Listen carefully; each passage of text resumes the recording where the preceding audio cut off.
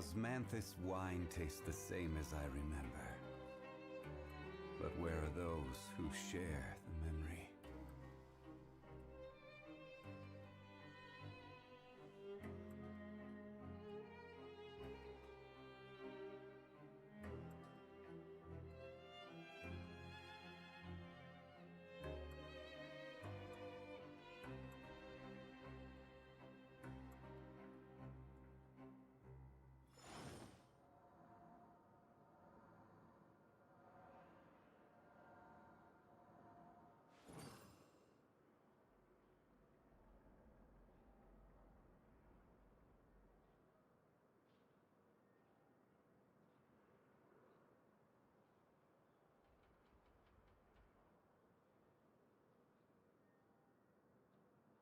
Osmanthus wine tastes the same as I remember. But where are those who share the memory?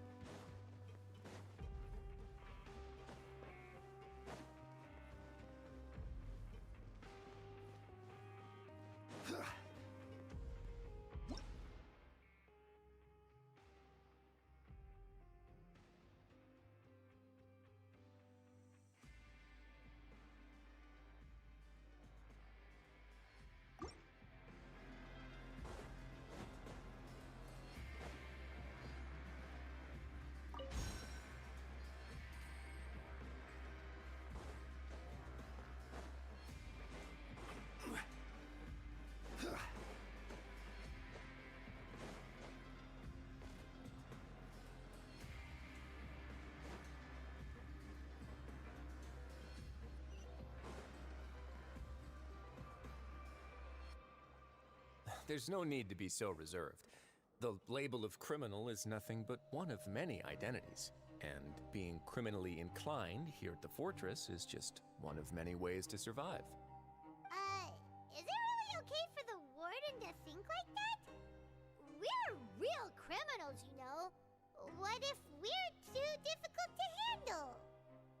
Well, then maybe you'll be able to carve out a name and a place for yourselves in this underwater world, But before you go in swinging, please remember that in the fortress of Meropide, it's better to not cause trouble for yourself or for the guards. Now, we've arrived at a very important place, the Coupon Cafeteria. You can come here and claim one welfare meal each day. Welfare meal? You mean it doesn't cost anything? That's right. Criminals are essential to fortress operations, so we must guarantee that they at least have the basic means to survive. But that's not how it was. Back in the day, it cost your reward coupons just to get a cup of water here. For fish like you who just arrived with nothing, you'd have to go to work hungry until you earned enough coupons to eat. It was only after His Grace became the administrator that we got the free meal rule. Now everyone gets a square meal every day, even no-good slackers who've never picked up a wrench in their whole lives. Nobody starves to death here. In the Fortress of Meropide, credit coupons are the only currency, and everything must be purchased. In some sense, you could say using the coupons is a form of trade. But trade is always conducted by people. So if we want trade here to prosper, we need everyone to work hard and live their lives. If nobody could even afford a meal, then the whole fortress would be up in arms. And that would only make things more difficult for me. So, rather than saying that we're giving everyone a free meal here, you should say that everyone's hard work has improved the living conditions in the Fortress of Meropide. Your Grace's reasoning is correct, but what I said is also true. Whatever the case, hard work is rewarded here. You'd be hard-pressed to find anywhere else as fair and reasonable. Right! Paimon sees your point. By that logic, this place doesn't seem so bad after all. Oh, wait, no. We shouldn't drop our guard so quickly. But it seems the inmates really respect the Duke because of his attitude, right? Let's continue this way.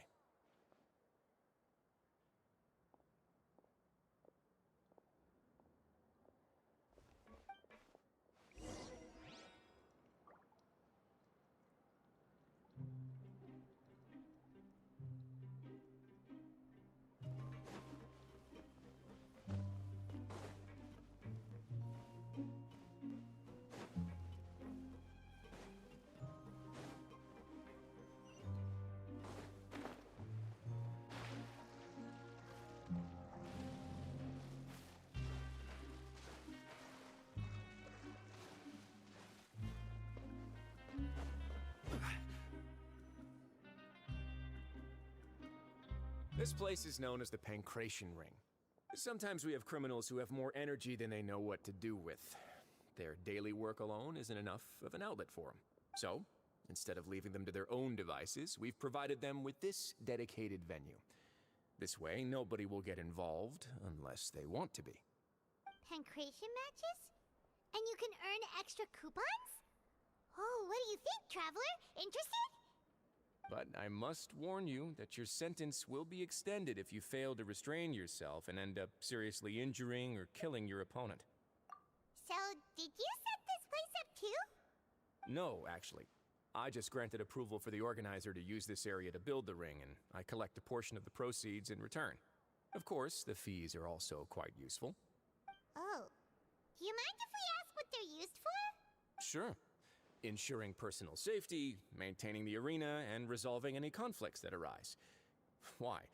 Are you interested in how to manage a pancration ring? Oh, no. Paimon was just wondering if that's how you paid for everyone's welfare meals. A reasonable guess. I see you have a talent for entrepreneurship. Oh, you hear that? Paimon has a talent! So we can start a business here? That is something you can discuss between yourselves later. Let's move on for now.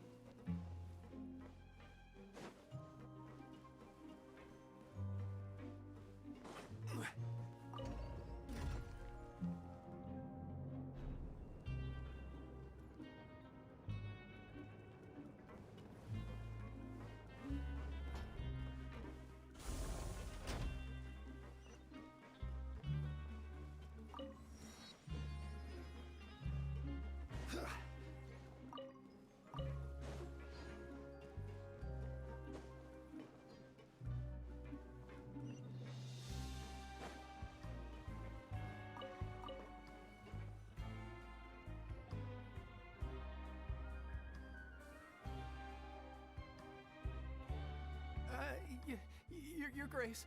Good morning. I mean, good afternoon. No, wait, what time is it again?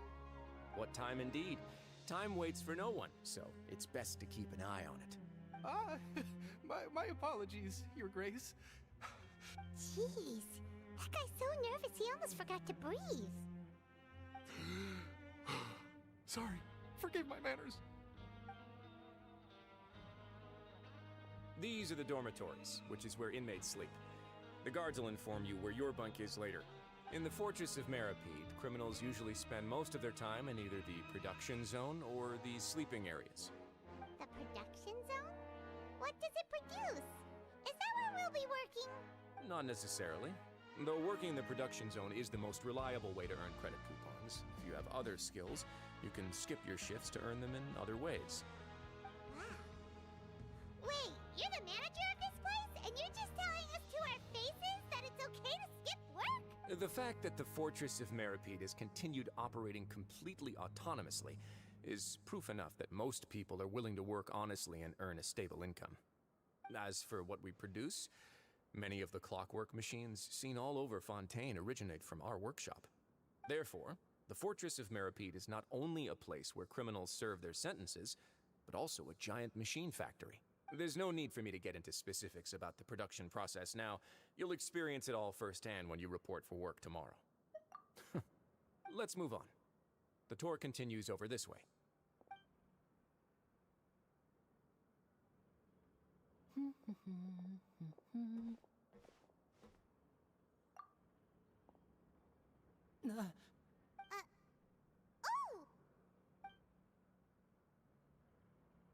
Oh!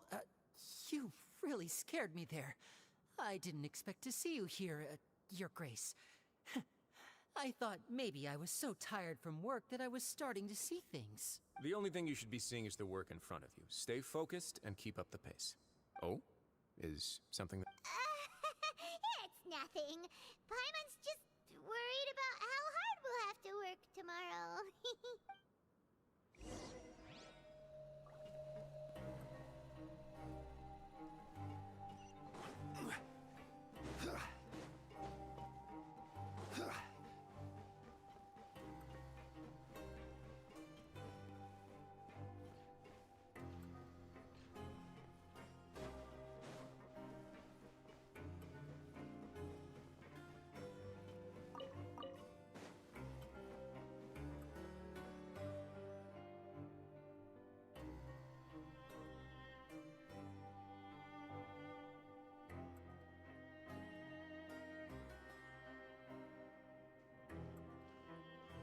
Your Grace?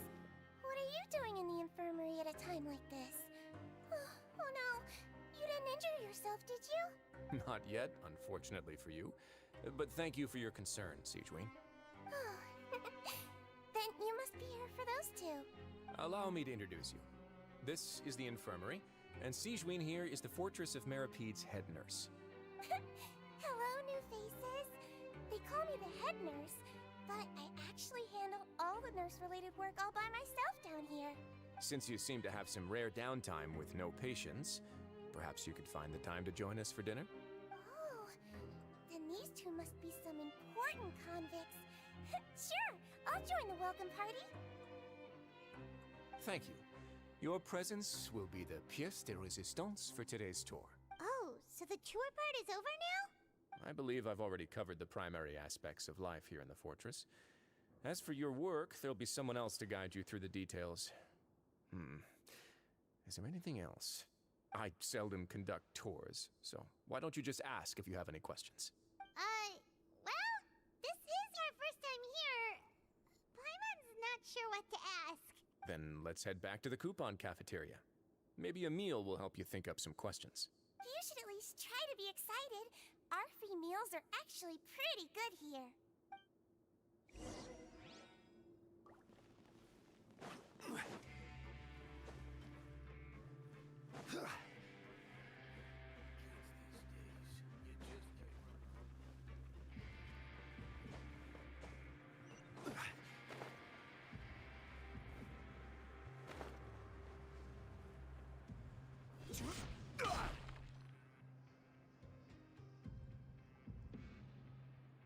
What do you think of the food? Does it meet your expectations? Wow, it looks delicious! Neverlet made it sound like living conditions in the Fortress of Meropide wasn't very good. Who would have guessed that criminals get to eat tasty food like this every day? Oh, isn't that the meal box that only super lucky people manage to draw? Seems like you two are quite fortunate. It actually has nothing to do with luck in this case. I had a word with Walsey, so you didn't have to draw lots like everyone else.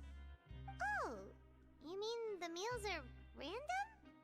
Yes, what you get to eat depends completely on your luck. You could say that it's a distasteful little game that Chef Walsey likes to play here in the cafeteria. Paimon knew it! If criminals got to eat tasty food like this every meal, the crime rate in Fontaine would skyrocket for sure! Excuse me, did I hear you mention Nervylette just now? I've been wondering how he's doing. Is he busy with work? Has he been taking care of his health? He seems healthy no matter how you look at him. But he works so hard all the time, so it must be really tiring. It sounds like he hasn't changed a bit. Looks like you can stop worrying so much, Sigewinne. Oh, that's good. But I still feel like it's been too long since I've heard any news about him. No news is good news. Maybe next time I've got something to discuss with him, I can invite you to accompany us. But isn't the Fortress of Meropide independent from Fontaine's court system? What do you two have to discuss? Well, we provide all kinds of mechanical products for official use, and some essential goods have to be obtained from the overworld, so we naturally have to stay in touch about this and that. Monsieur Nervylette's character is unimpeachable. No matter the question, you can discuss it openly and freely with him. Talking with him feels quite effortless. In light of that, I am quite willing to go out of my way to show respect and accommodate him. In fact, right now, I'm treating you two as guests invited by Monsieur Nervylette. But unfortunately, I can only do so until the end of this meal. After this, you two will just be inmates here. You're very welcome. Well, your new life awaits.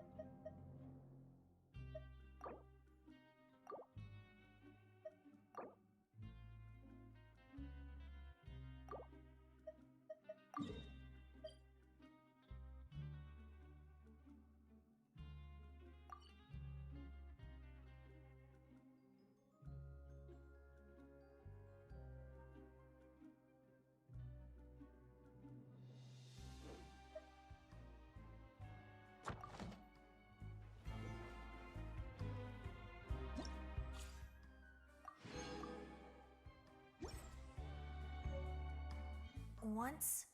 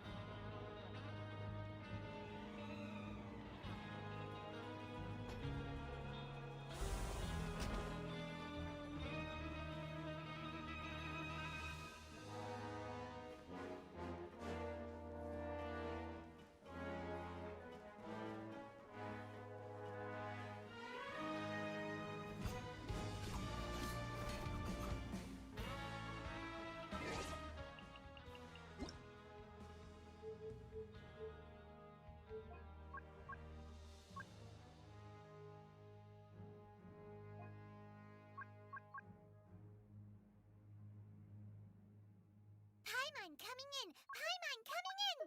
Is this level okay? Can you hear Paimon? Paimon coming in! Paimon coming in! Is this level okay? Can you hear Paimon? The Traveler and Paimon, right? Listen up. As new inmates, the only thing you need to worry about is what to do and when to do it. Don't make any extra trouble for yourself. Your bunks are right over there. Follow me.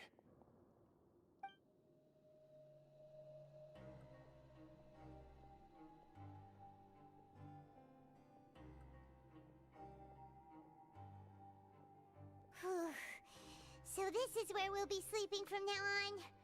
Oh, Paimon can't believe this! The days of staying home and reading detective stories are like a dream now. By the the way, Traveler. We saw a lot of things worth investigating just now.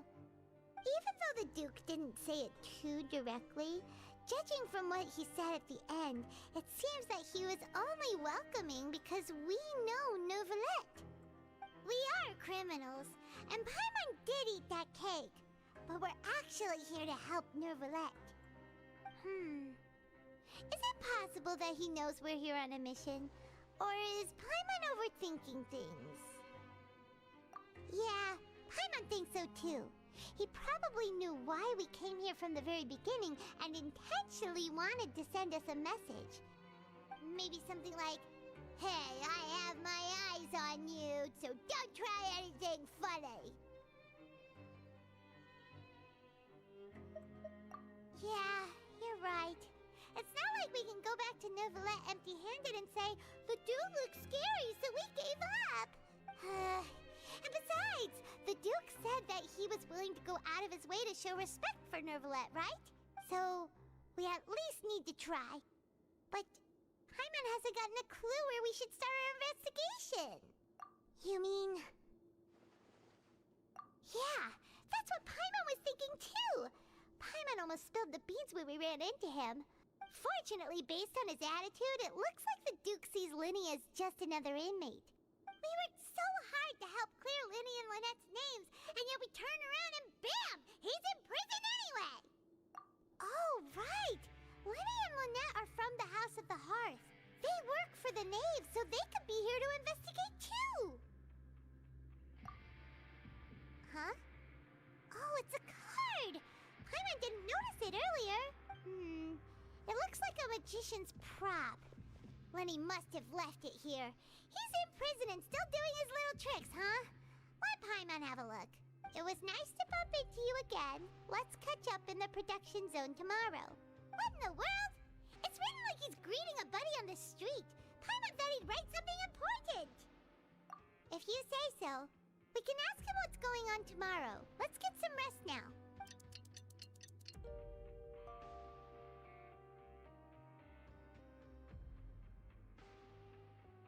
Hey, you're finally awake! Well, it's Paimon's first day as a prisoner. Last night, Paimon dreamed about getting interrogated by the guards until Paimon told them everything, and then Paimon woke up. Hey, come on! It's just a dream, okay? Paimon wouldn't really squeal. Maybe? Hey, lazy bones. What are you still doing here? If you don't want to starve, then get yourselves over to the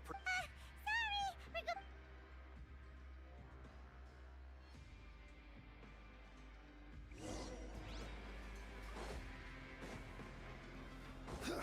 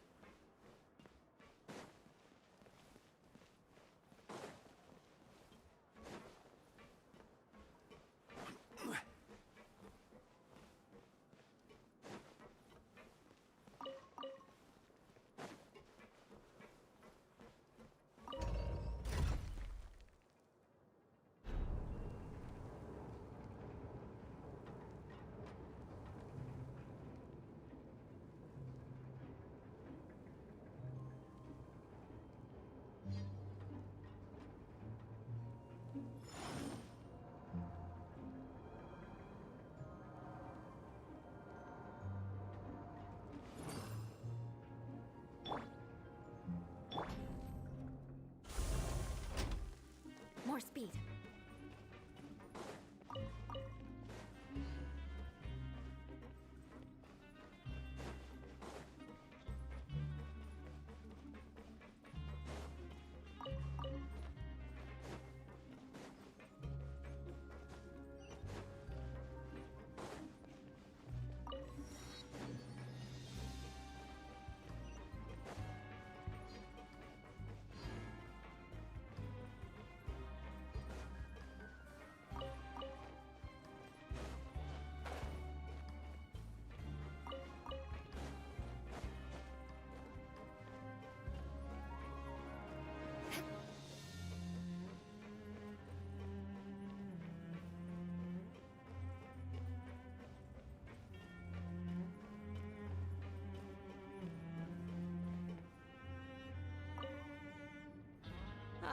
you must be the catch of the day.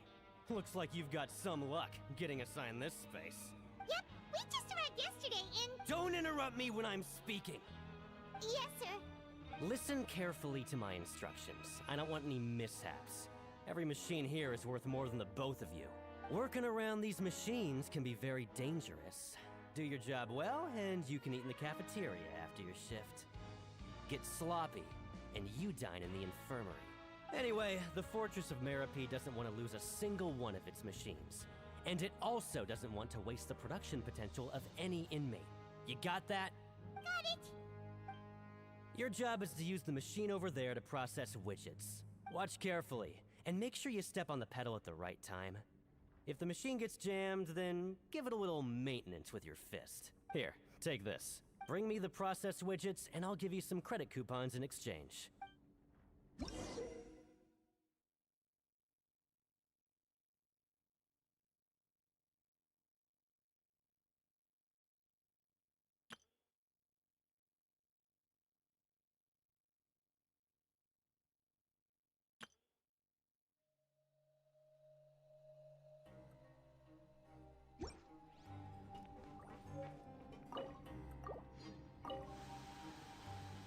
So if the machine gets jammed, you just need to attack it to fix the problem. Once the widget is hot enough to blow, jump to step on the pedal and hit the widget with the hammer.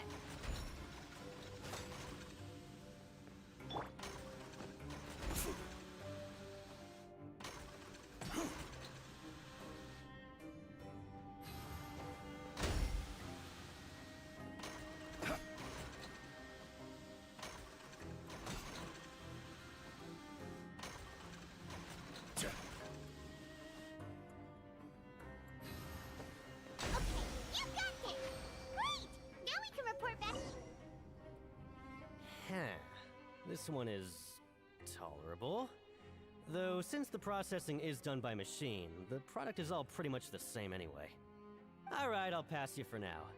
And we'll count up how many credit coupons you've earned.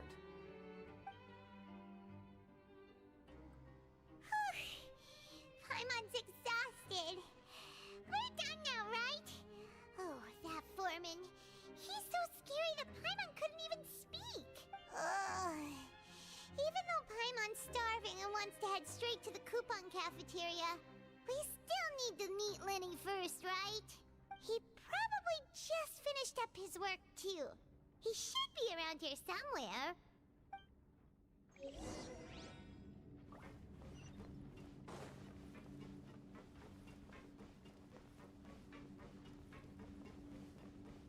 Lenny? Mr. Magician? Where are you? Oh, this had better not be some disappearing act. He doesn't seem to be around here. Let's try looking somewhere else.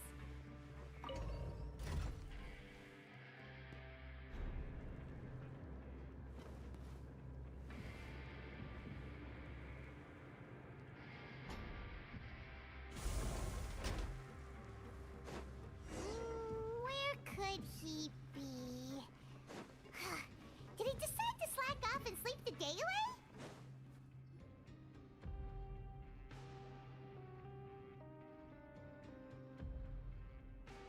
Hey, over here. Oh, you scared Paimon! How did you appear out of nowhere like that?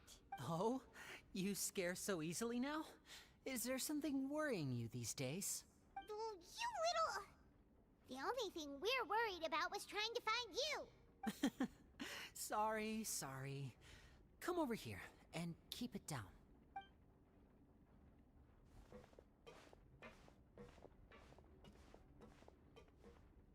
Oh, Lynette! You're here too! You two really are inseparable. That's right. My brother simply can't stand to be away from me. It's not just Lynette. Fremine is also here. Do you still remember him? Oh, you mean that diver from the House of the Hearth, right?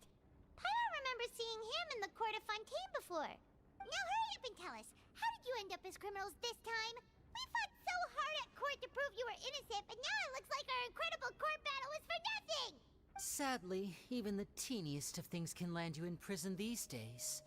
I put together a street performance and used the popularity we gained from the Opera House incident to attract a big crowd.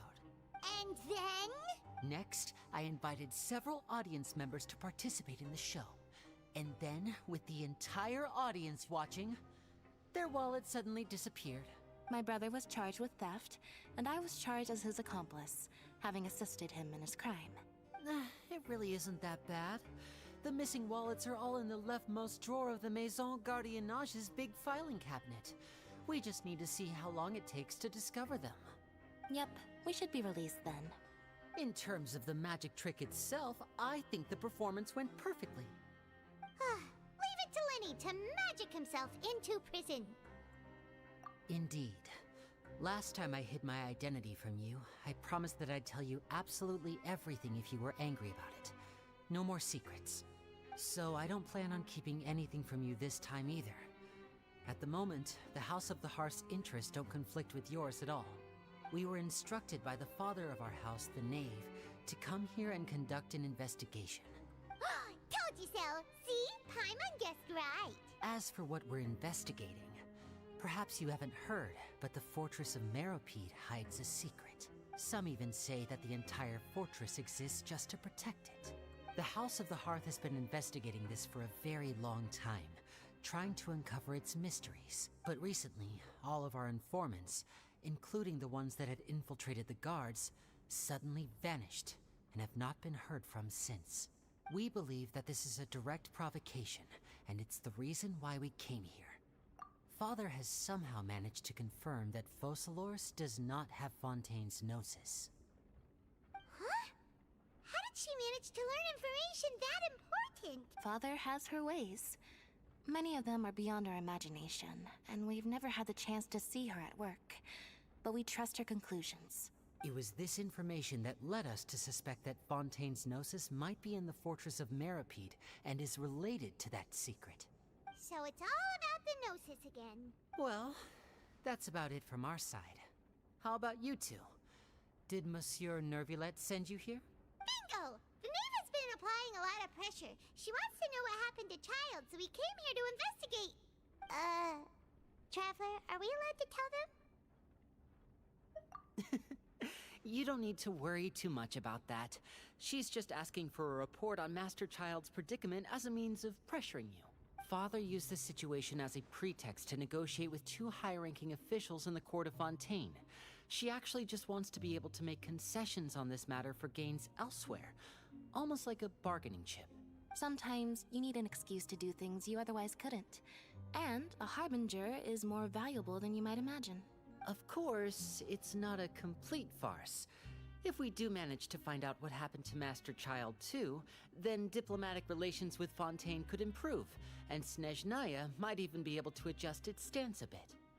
Is it just Paimon, or does it feel like we're the only ones who actually care about Child's situation? The relationship between the Harbingers must be as bad as ever. I wouldn't go that far.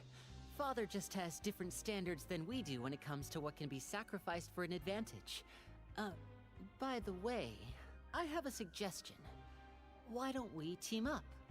Even though we have different objectives, we're both here to investigate the fortress of Meropide. It would be more efficient for us to work together.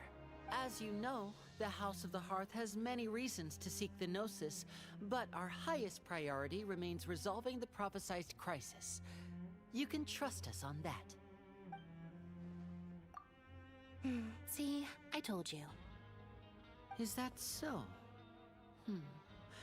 Sure enough, it won't be easy to convince them to cooperate with us. Lenny seems to be thinking... Of course he is. Lenny has been looking forward to a chance to reach an understanding with you ever since last we met. Or, I should say, we were really looking forward to teaming up with you this time.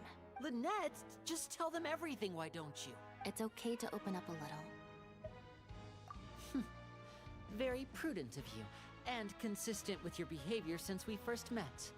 That's reasonable enough, and I agreed to cooperate on these terms as well. I was prepared for the worst, but you were actually more agreeable than I anticipated. All right then, there's no time to lose. I have some information to share, so listen carefully. Since Lynette and I arrived here, Our investigation uncovered the fact that the fortress of Meropide has a forbidden zone.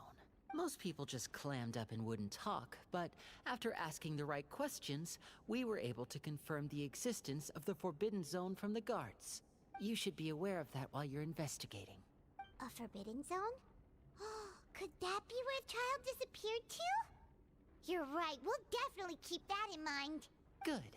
That's the most suspicious thing about the fortress that we know of so far. We have a few other unanswered questions, and we'll be investigating those as quickly as we can. Anyway, I hope you find our information useful at least. Oh, look at the time. You two must be hungry. You should go to the coupon cafeteria and get something to eat. I'll use my cards to get in touch with you again in the future. Oh, that's just what Paimon wanted to hear! Paimon's starving after all that work today. We can talk more about the investigation later. Let's go get some grub!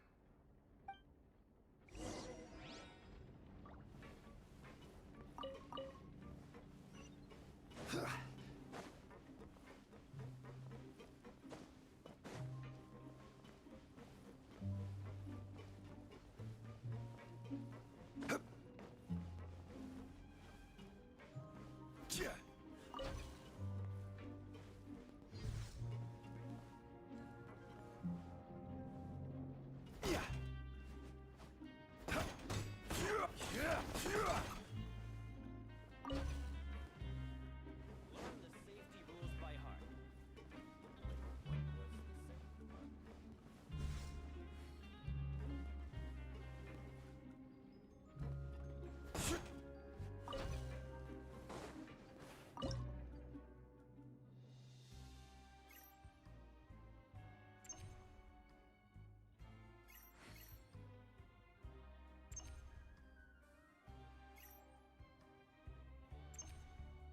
Osmanthus wine tastes the same as I remember.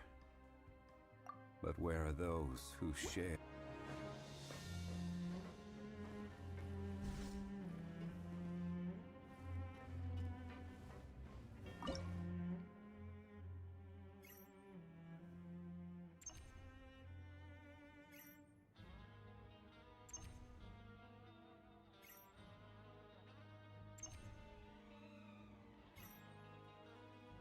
Every journey has its final day. Don't rush.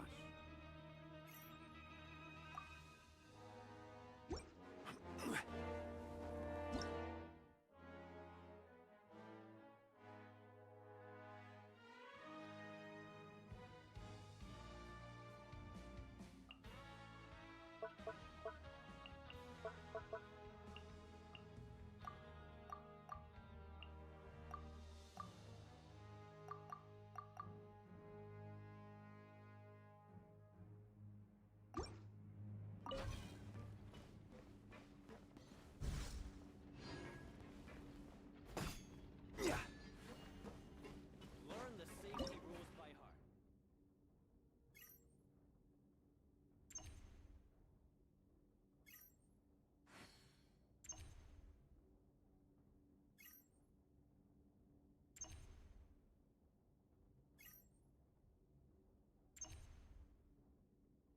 Osmanthus wine tastes the same.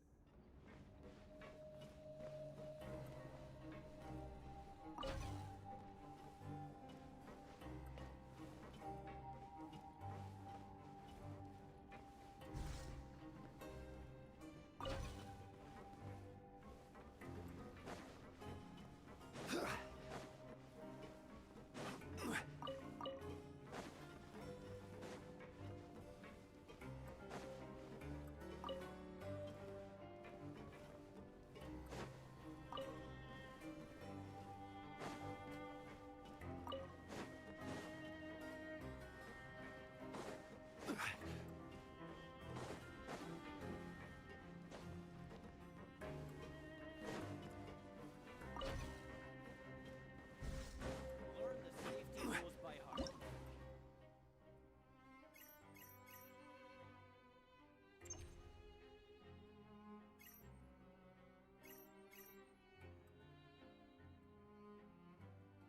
Where do you want to go next? If you'd like to see Liyue's tourist spots, I have a few references.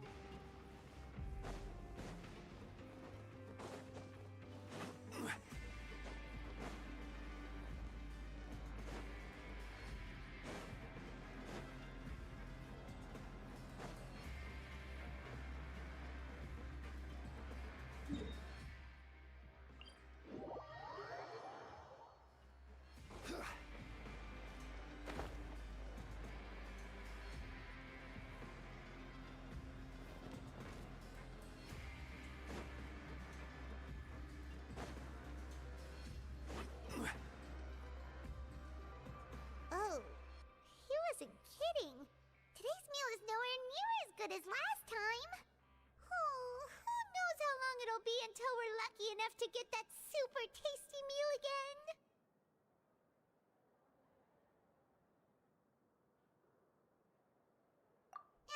Forget about it then. We'll just deal with the regular food for the time being. Let's just get out of here as soon as possible. But life here doesn't seem all that bad. Other than the foreman being kind of mean and the work being pretty tiring. You think so, mate? If I had a coupon for every fish who said that. Seems you fishies still haven't learned your lessons from your life up on the surface. If you take things at face value, then by the time you reach a dead end, you won't even know how you ended up on that road in the first place. I like your attitude. I can, let you in on a little something. Everyone's been telling you to just follow the rules and not cause any trouble for yourself. Am I right?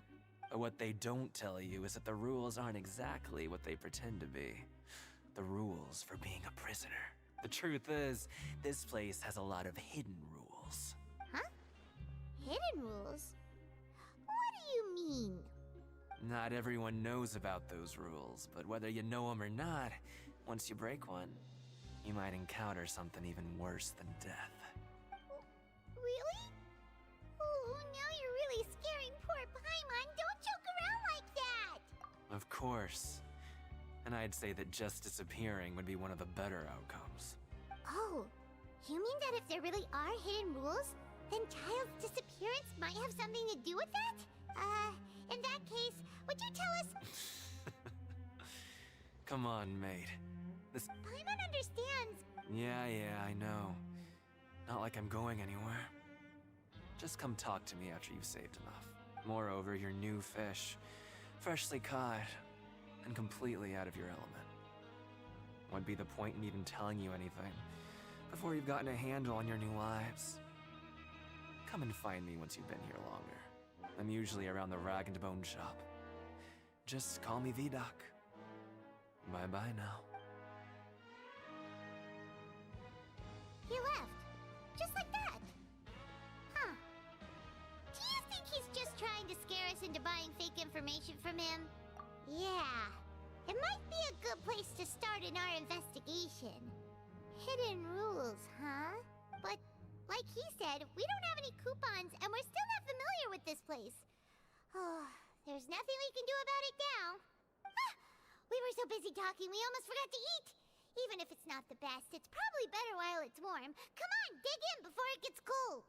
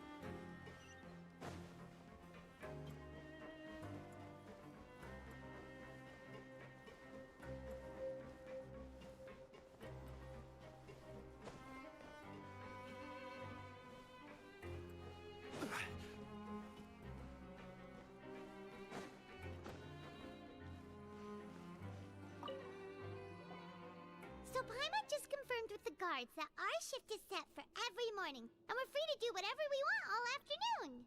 But it seems like most of the other inmates choose to continue working through the afternoon to earn more credit coupons. Oh, and they also said that you can use coupons to skip work in the morning and free up your time. They weren't kidding. Credit coupons really can be used to do anything here. Paimon's so tired. And we'll need to wake up and go to work in the morning. Without any credit coupons, it's not like we can really do anything else. Nighty-night, Traveler. Paimon hopes we can keep making progress on our investigation tomorrow.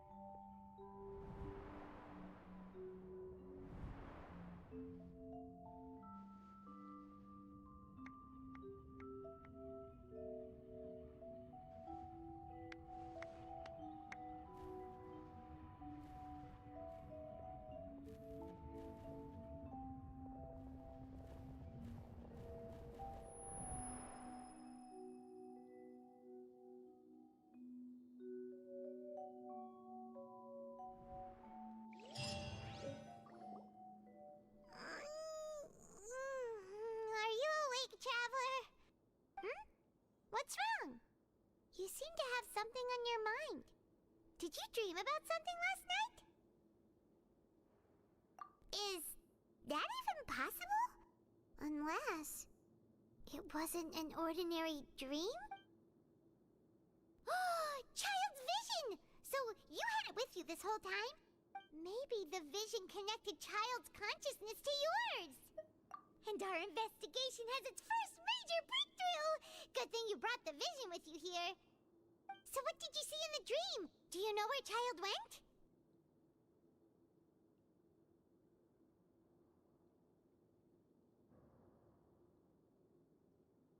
Huh. Okay. Well, hopefully it'll be a bit more helpful in the future. What's more important now is that it's the start of another new day as prisoners. Let's do our best to earn more credit coupons. What's the plan for today? Let's go! It's...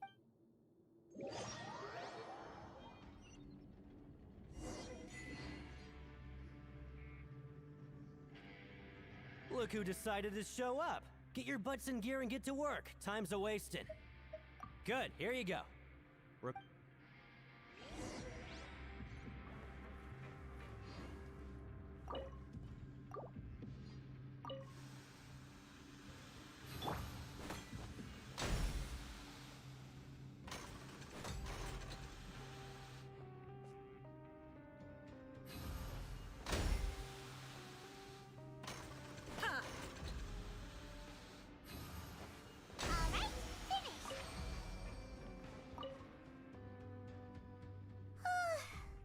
On speed. Hey there, fellow shiftmates.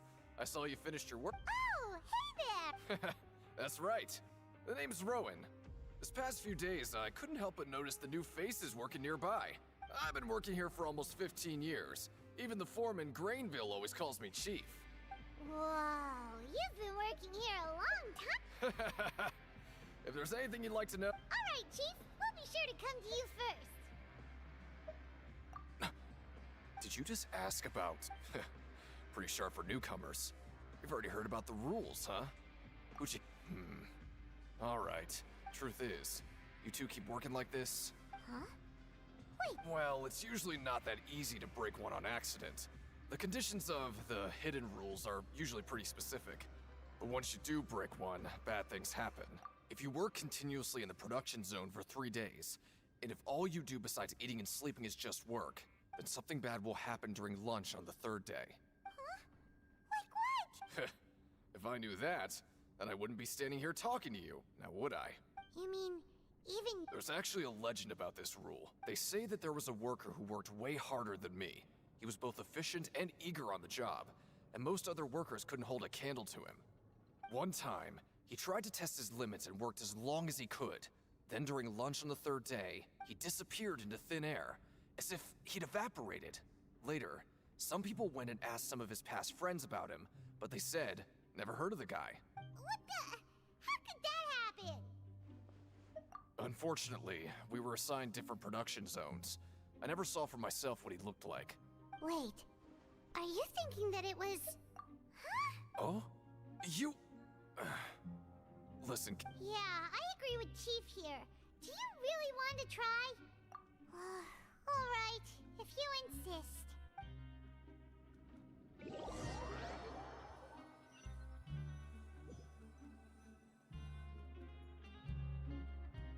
What is this garbage?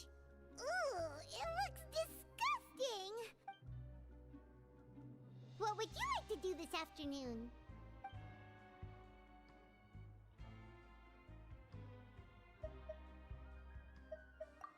Since we have time now...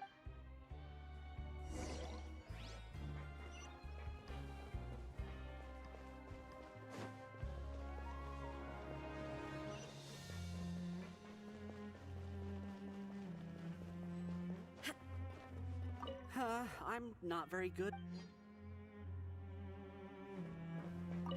Sorry, I don't know who you're...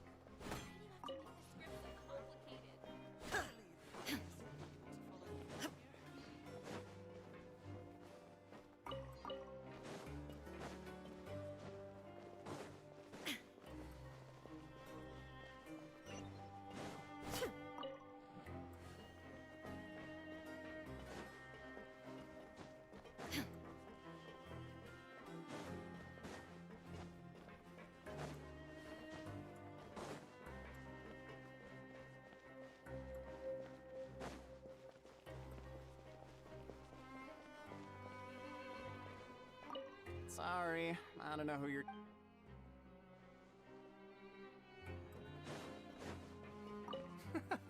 There's no...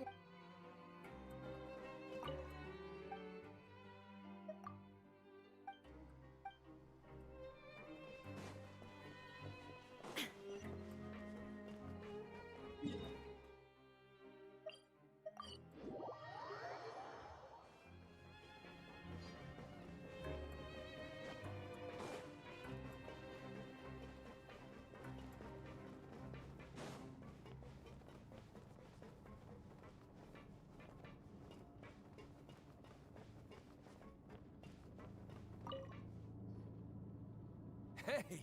It's the Traveler and Paimon! No, listen. I feel ashamed about... Huh? No! But when I was welcoming you... Come on, I insist...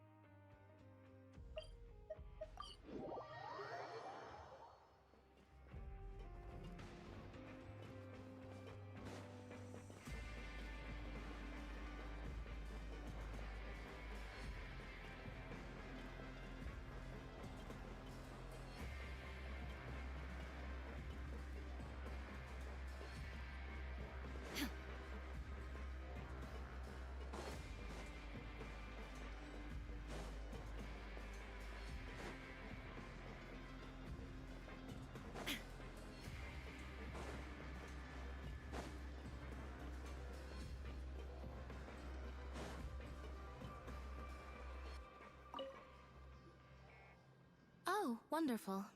I was worried that you'd be busy trying to earn reward coupons all the— Paimon likes having more coupons. Have you also been No, I was just slacking off, and you happened to catch me. My brother is still obsessed with anything remotely related to the Forbidden Zone. But knowing him, it won't be long before we get more leads. Oh, before I forget— Huh? I've been here longer than you. Coupons aren't a resource in particularly short supply. What is in short supply are interesting people to talk with.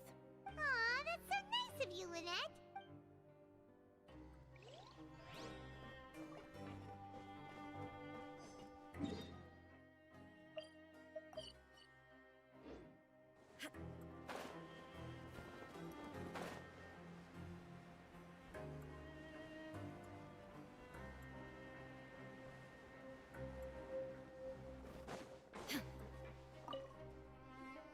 Oh, hello. You two are the ones who were with His Grace.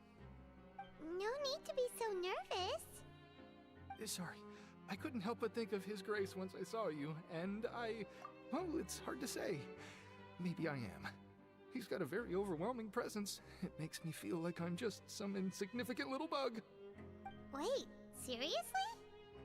Oh, I'm always indecisive, and I tend to make a mess of things. It's like a reflex. I just instantly start to tense up the moment I see a smart and capable person like His Grace.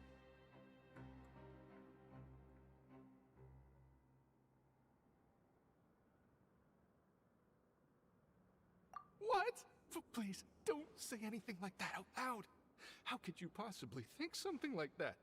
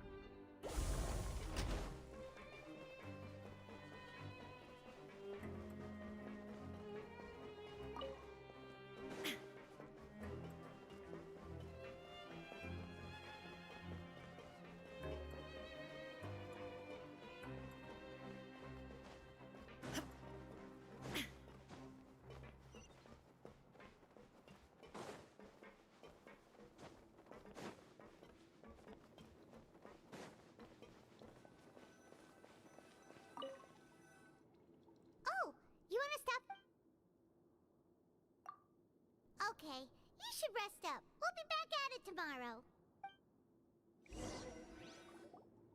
We woke up so early today that Paimon's been nodding off all afternoon. Good thing it's finally time for bed. Ed.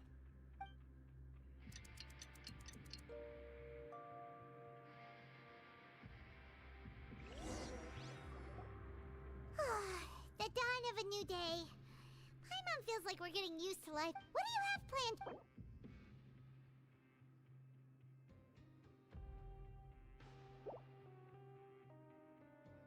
But Paimon really...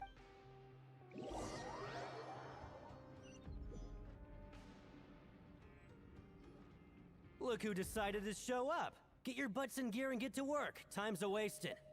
Oh? What's with... Sure. What?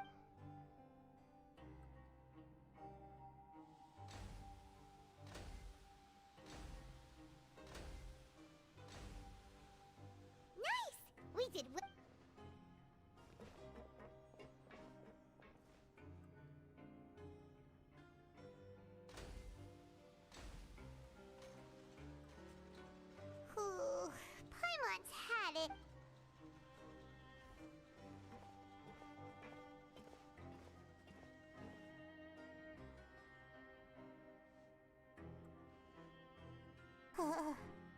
That's it.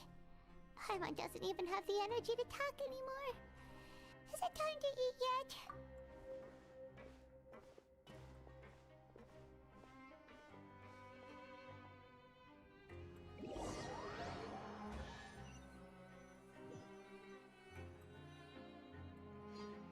Oh, Paimon's exhausted. It's just... Wait a sec. Now that Paimon thinks about it... Oh, Paimon, but it doesn't seem like anything's changed at all. And we made it to the coupon cafeteria safely. Are the so-called hidden rules only a rumor after all? Well, there's no use to just get... Paimon wonders what we'll get today.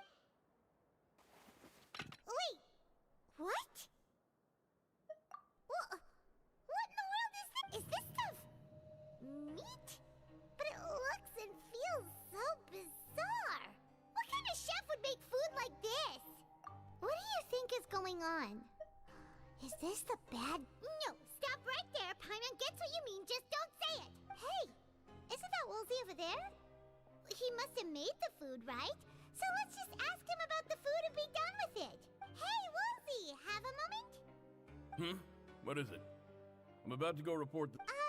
It's about the... The meat? Oh, that. How could that... what should we do now? Woolsey wouldn't even give us the time of day. Is he trying to hide something? Yeah, looks like we have no other choice. Paimon was positively famished a minute ago, but now she's lost her appetite. What would you like to do this... Since we have time now...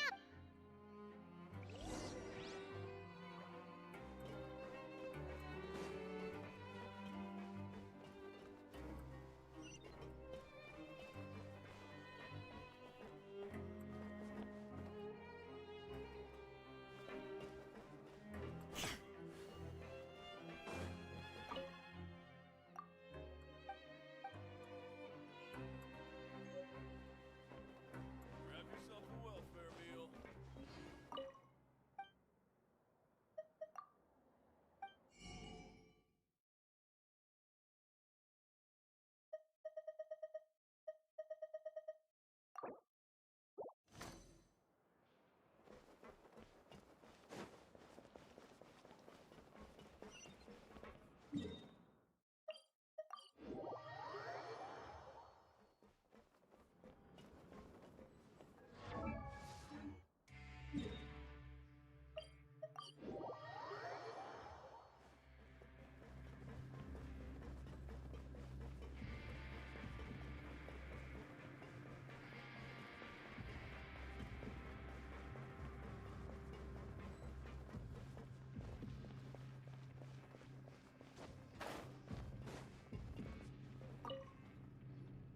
Siegewing?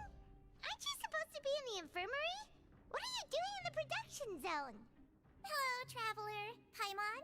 Everyone's usually busy around now, and we don't have any patients to look after in the infirmary.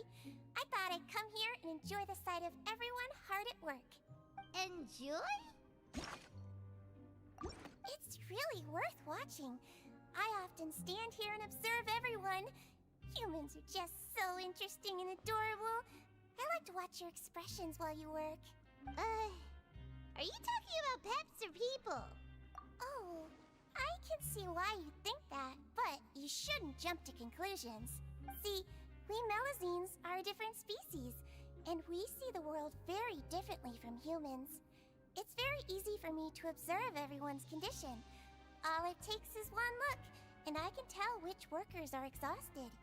Wait, Melazines can see that? Huh. That does sound useful for being a nurse. Yes. Running around tending to everyone's health is very fulfilling. But I'd much prefer it if you're all happy and free from exhaustion and pain in the first place. Take care of your body, and make sure you eat well. Always rest when you're tired from work, and don't push yourself too hard. We'll definitely take care of ourselves. Thanks for the reminder.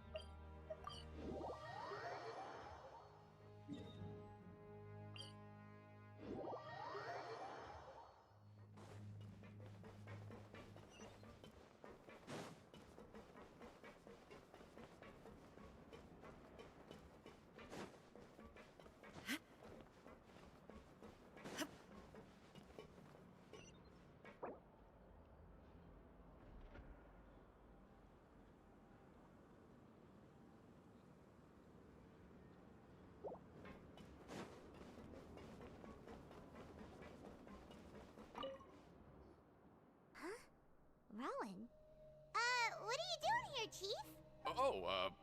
I was injured a bit just now. Nothing major, I think I just pulled something. Little mishaps like this are unavoidable at work, you know? Huh. Paimon wouldn't have thought someone as experienced as the Chief would still get hurt on the job. I just knew you would say that. This is pretty embarrassing.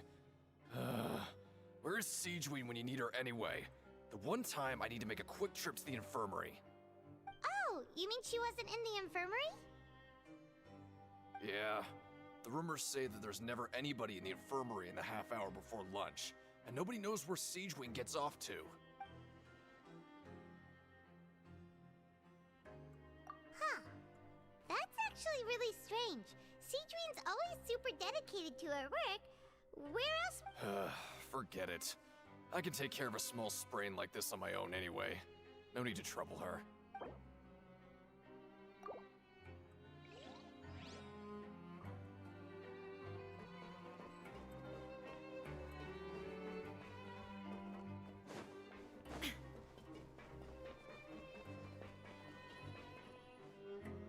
Hey, look! There's something here! Looks like a research notebook. That suspicious guy peeking into the infirmary just now. Are they a fan of Siegewein? He must have dropped this. Let Paimon read it real quick. The Melusine perceive the world very differently from humans. There are significant deviations. As a result, their sense of aesthetics and beauty is also very different from that of humans. This must be taken into consideration when giving gifts. Ooh, this all sounds pretty serious. He sure did his homework. And as for the notebook, let's take it.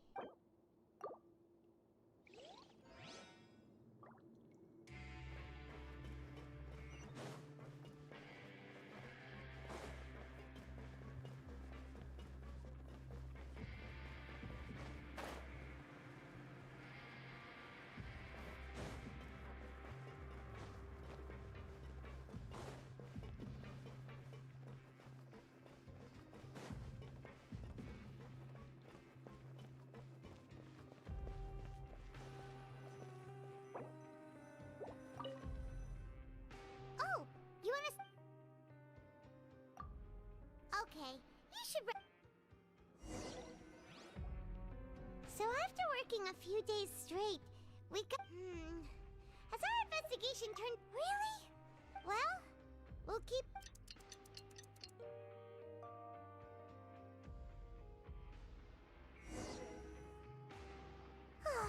The dawn of a new day. I'm up. What do you have planned for...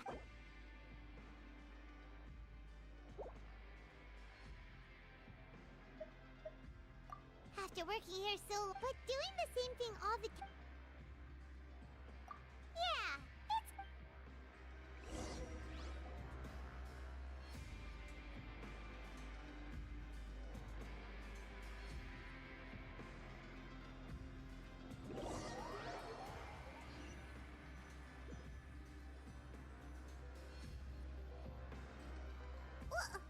What is this garbage? Ooh.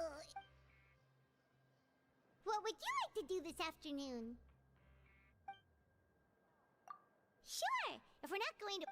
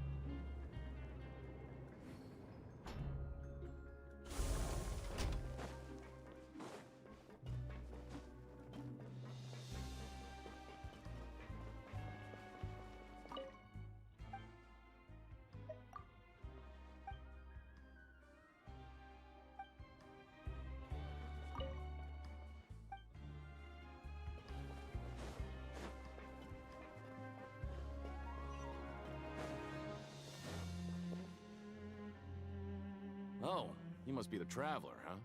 Sorry, mate, but competitors as strong as you are prohibited from participating.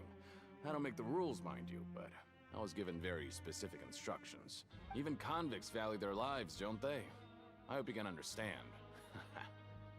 But we have a game here that'll let you show off your strength, and you'll even earn some credit coupons in the process.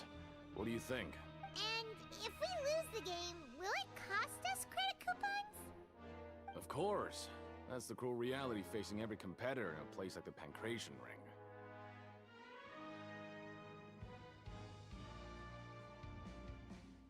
Okay, great. Let me walk you through the rules. The targets in front of you will pop up one after another. You'll need to hit the targets in the same order that they popped up. If you can complete a few rounds in a row with no mistakes, then you'll win credit coupons. But the second you mess up the order, you'll lose. Game over. The game costs 300 credit coupons to have a go. So, you up for it? Thanks for your patronage, mate. Now, let the game begin.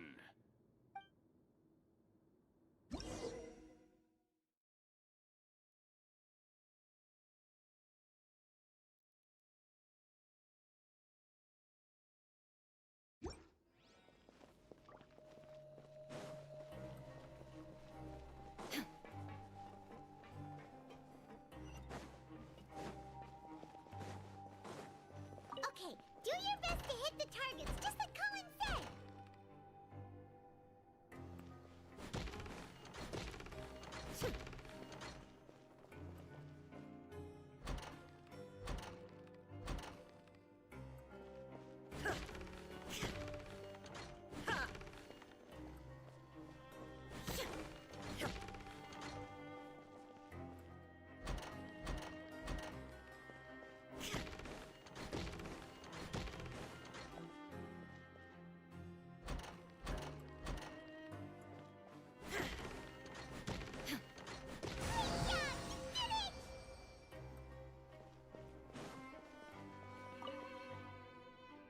Your strength really shouldn't be underestimated. Nobody who values their life would be willing to get in the ring with you. However, you two haven't tried betting on the... Just go talk to Rusimov. Buy a ticket for whichever fighter you think will win. There's a big payout if the fighter you support comes out on top. But we don't know anything... That's normal. Just watch a few matches and get a feel for the fighters. It won't be long before you can pick winners in your sleep. He's got a point. Why don't we give it a try?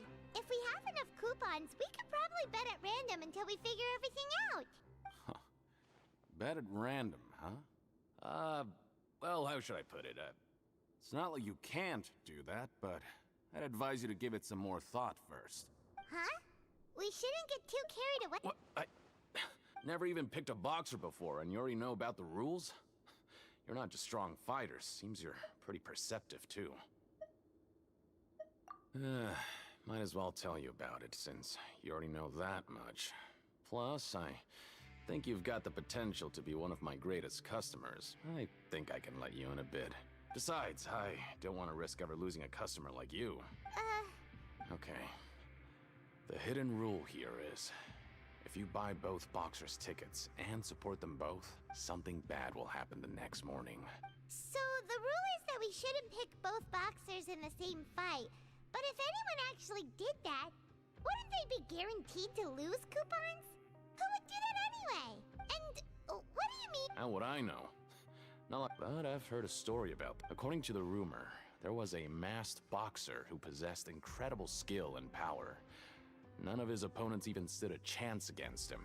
However, in the final match, the organizers told him to take off his mask. He refused and never showed up to the fight. And after that, he was never seen again. Some say he died, or that he was taken care of by the event's organizers. But everyone remembers that he was someone who cherished honor above all else. In his eyes, supporting both boxers in a match would dishonor the competition itself. So you mean it's like a curse? No, he was always wearing a mask, like he was intentionally trying to hide his identity. I don't even know anything about his past. Traveler, do you think that boxer was... Huh? You're not serious. Look, here I was just trying to be... Yeah, it sounds pretty scary to Paimon.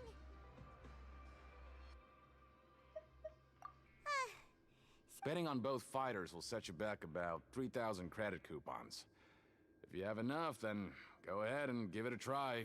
Just don't come running back to me if something happens.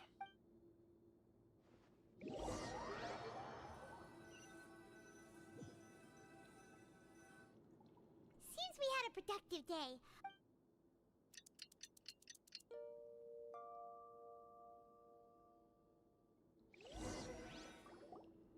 Oh, Paimon doesn't want to get up. What do you have planned?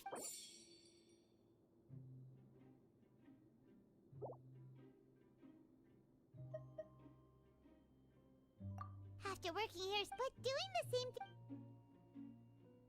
Yeah.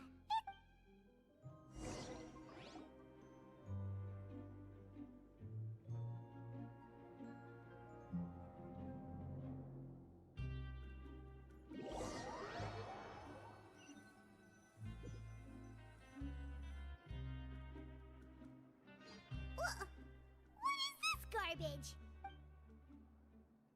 What would you like to do this afternoon? Sure, if we're not...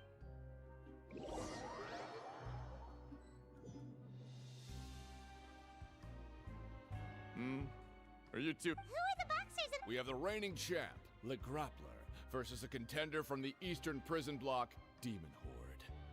Are those their nicknames, or did they choose those names themselves? Either way, super weird. Since you're new around here, I'll help you out and give you a little suggestion. Even though Le Grappler is the crowd favorite, Demon Horde is a first-class dark horse with incredible potential. Anyway, this match, I can tell you, maybe you don't quite understand the rules. Oh, no need. All right then, if you're... Yeah!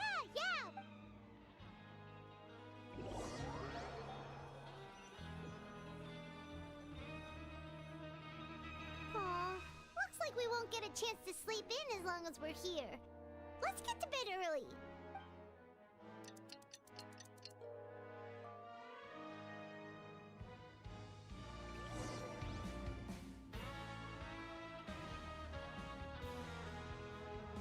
Hey, Traveler. Paimon.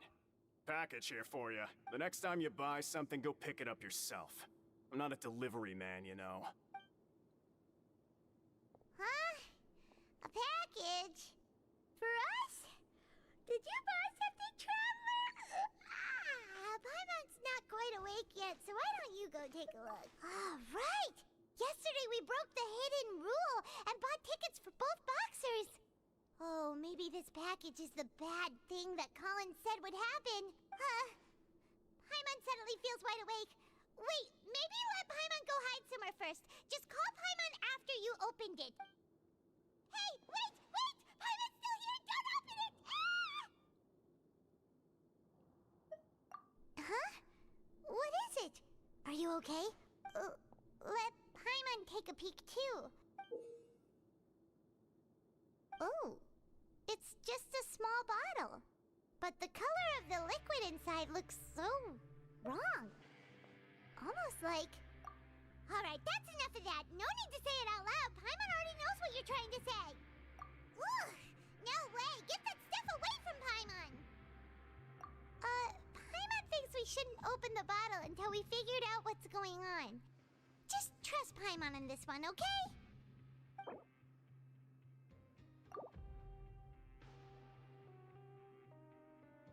What do you have planned for us?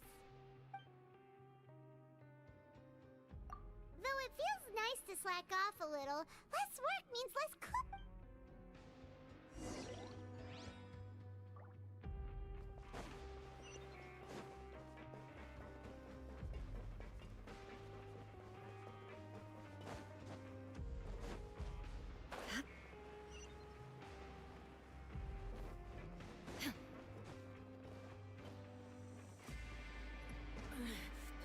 The mortal plane, a fleeting dream.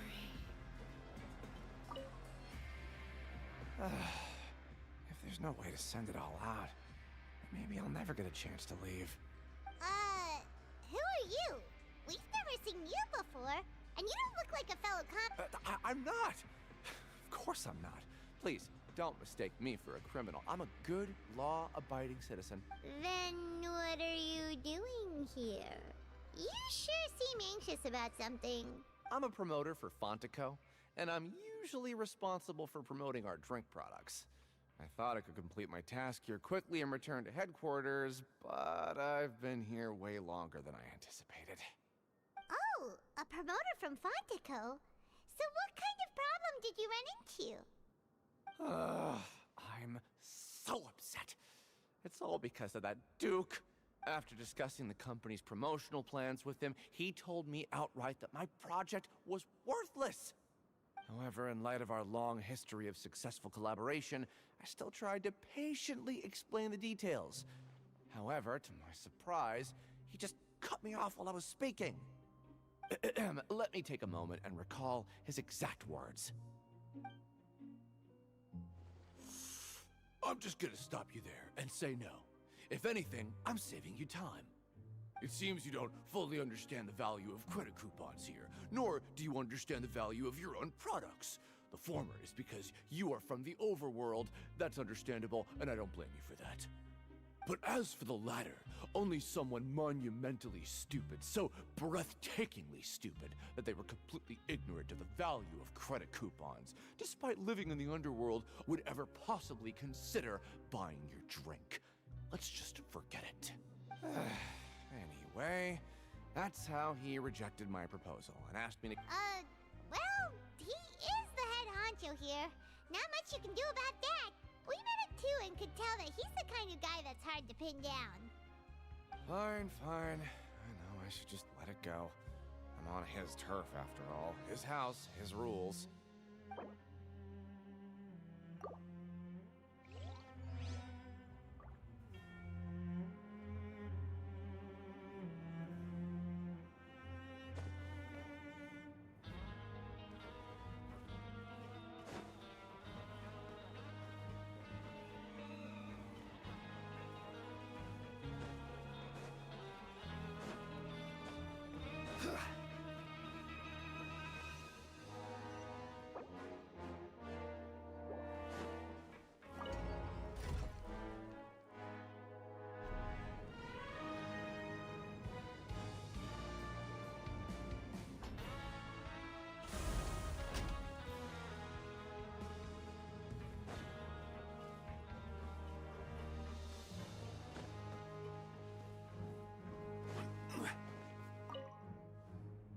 Hey, I heard you crazy fools really did it. You bought tickets to support both fighters, didn't ya? Well, did anything happen? Well, the next day we received a mysterious package, but we still haven't made any sense of the contents. So it is real. You didn't become cursed or anything like that, did ya? Are you both still okay? Wait, are you sure that it's still you controlling your bodies right now? Paimon's not sure. What do you think, Traveler? Is Paimon still Paimon? Oh, okay. Well, that's good. Yeah, you two don't seem to have changed at all. But I wouldn't let your guard down just yet. Still, I didn't expect you would actually do it. You'd actually throw away coupons like that just to satisfy your curiosity? Even if we bought tickets like everybody else, it's not like we could hope to earn any coupons. When it comes to things like this, it's always the organizer who makes the real profits. Hey, just what are you trying to imply? The Pancration Ring is an honest business, and we really don't make much from selling tickets. We make so little that even the current tournaments can only be held thanks to funding from the producer of Fanta. Oh, so it's the company that manufactures Fanta sponsoring the events? Paimon thought all of this was thanks to the Duke's support. Let's just say it's a mutually beneficial arrangement. They reached out to us first, hoping to promote Fanta products in the fortress of Meropide. Anyway, you try and take extra good care of yourselves these next few days, you hear?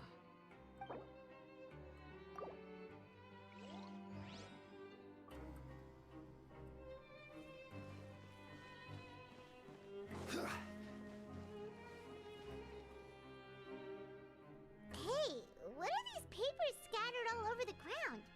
Are they registration forms or something? Maybe not. Every page has the Fontico symbol on it. Maybe it's some flyers from the company. Okay. But if someone catches us, they could accuse us of trying to steal the company's secrets, couldn't they? Oh, you're right. Guess there's nothing to worry about then. Let Paimon have a look here. Without assistance from the Fontaine Research Institute, development of the new product has been slow, and some researchers on the project have voiced concerns. We have no choice but to let the new product undergo the first phase of promotional trials without a designated name or packaging. We will adjust the direction of future development according to feedback. We have decided to only conduct closed, small-scale trials for the time being. Sure doesn't seem like anything unusual. The company is just trying to develop some new products besides Fanta. But it sounds like things aren't going well at all. Let's put these papers back where we found them and make it look like nobody went through them. Okay, good.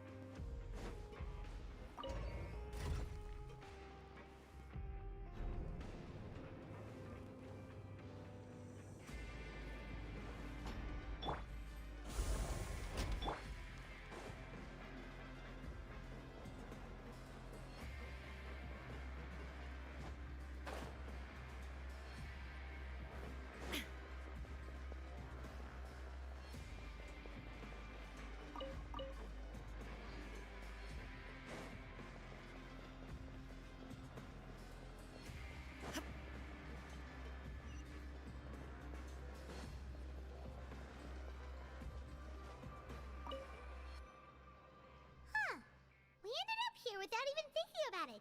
Wanna grab something to eat? Alright, but remember that we bought this time with coupons, so let's make better use of it next time.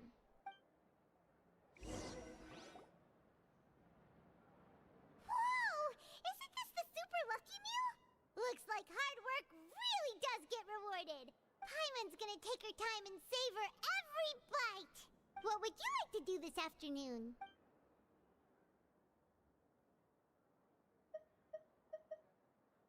After working here but doing the same thing yeah, it's good.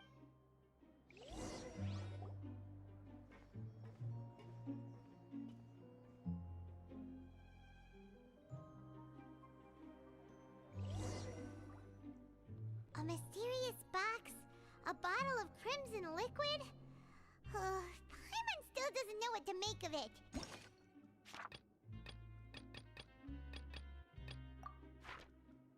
Do you have any ideas, Traveler? Really? Well...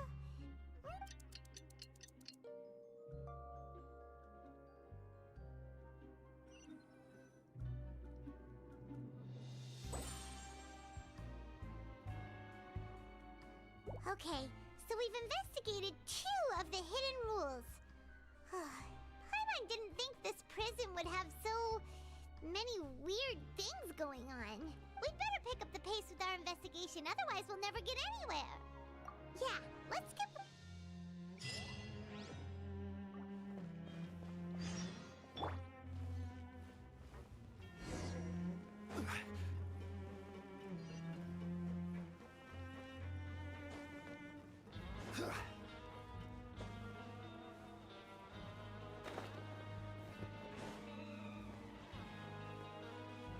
Hey, isn't that Vidoc over there?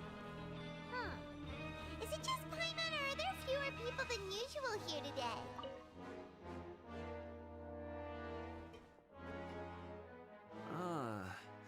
Seeing you at this time must mean you've already saved up a lot of credit coupons. Or at least enough to skip work. Seems you're getting into the swing of things around here. Impressive. So, now can you tell us about the hidden rules you know? If that's what you want to know, I guess you couldn't have come at a better time. Leonid and those other pesky broke urchins have all gone to work in the production zone.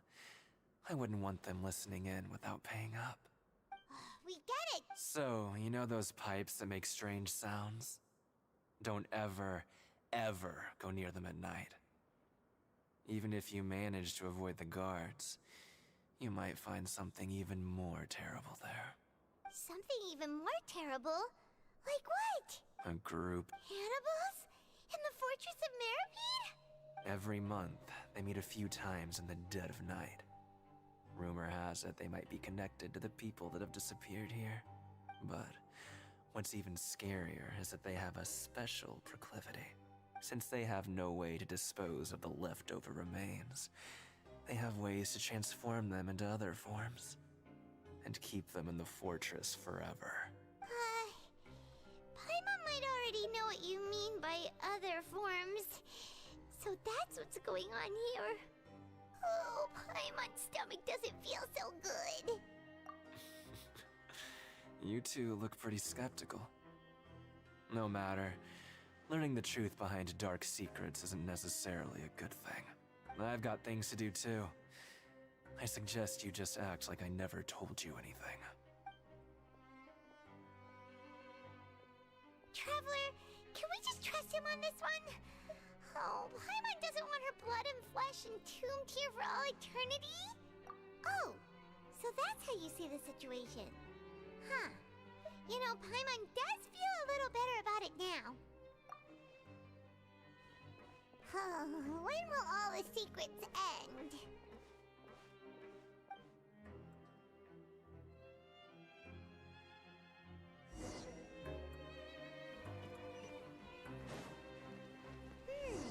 Vidok isn't here.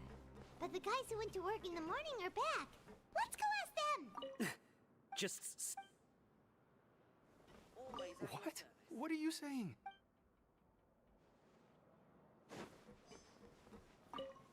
What are you talking about? Listen.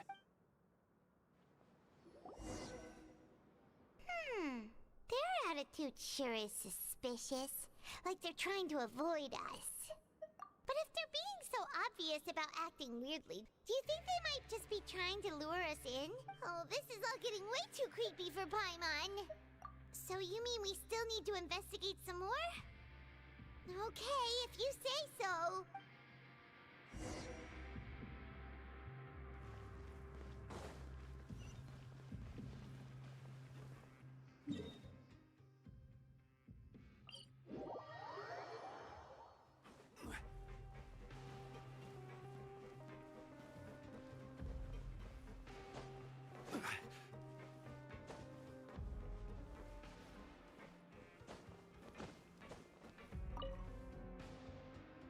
Fielding? What do you want? Criminals like you ought to be working right now. Catch my drift. We just want to ask you, have you ever discovered anything odd? Why are you asking about something like that? Whatever happens at night isn't your concern. All you need to worry about is getting enough sleep. Well... right! Really? I see. But it's not like I'm on duty every night. And now that you mention it, I recall my colleagues talking about something like that before. They say that strange things tend to happen at night on pipe cleaning days. Lots of us don't willingly take those shifts. So, what happened? They just conduct regular cleaning of the fortress's drainage facilities. There are 3 pipe cleaning days per month, and it just so happens that today is one of the scheduled days. You can try to confirm the sounds tonight if you want, and if they're real, then I can report the issue to my superiors for you. Oh, okay. Then If that's all, then I'll be leaving now. I advise you not to try anything funny, though. Even if I'm not on duty tonight, someone will still be watching you. don't worry, we don't want to... Oh, he left. So what do you think about the pipe cleaning days he mentioned? Right, both are a possibility. But Fielding did say that tonight is a cleaning night. Paimon knew you would say that. Alright, sounds like we'll be up all night tonight then. Paimon just hopes the guards don't catch us.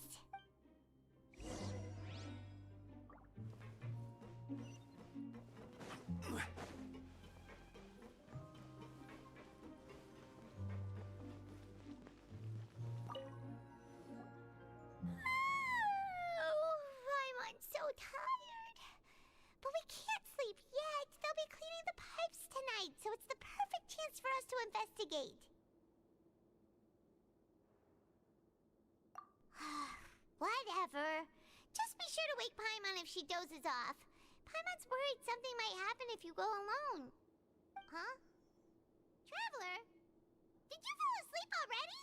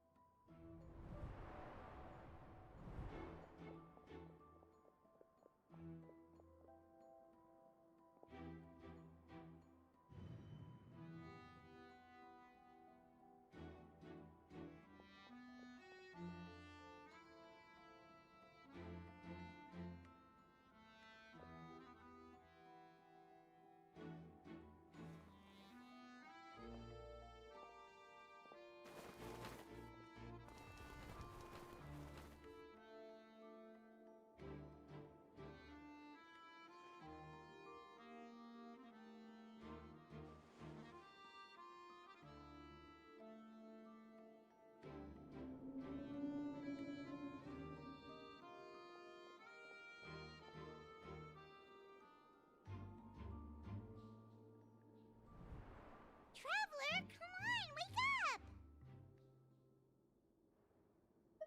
Oh, it looks like you were just peacefully sleeping to Paimon. Well, what did you see this time? Really? So we're finally starting to figure out what actually happened! But what about the cannibals? How do you explain them? Okay, well it's about time for us to get moving. Just be careful to avoid the patrolling guards.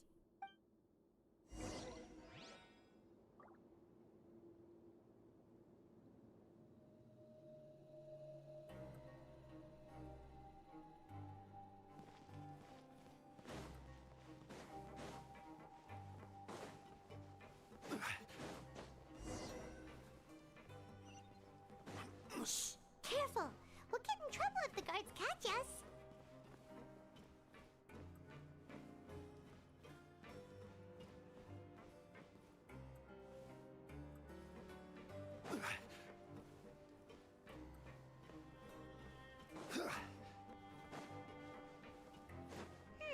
This should be the place.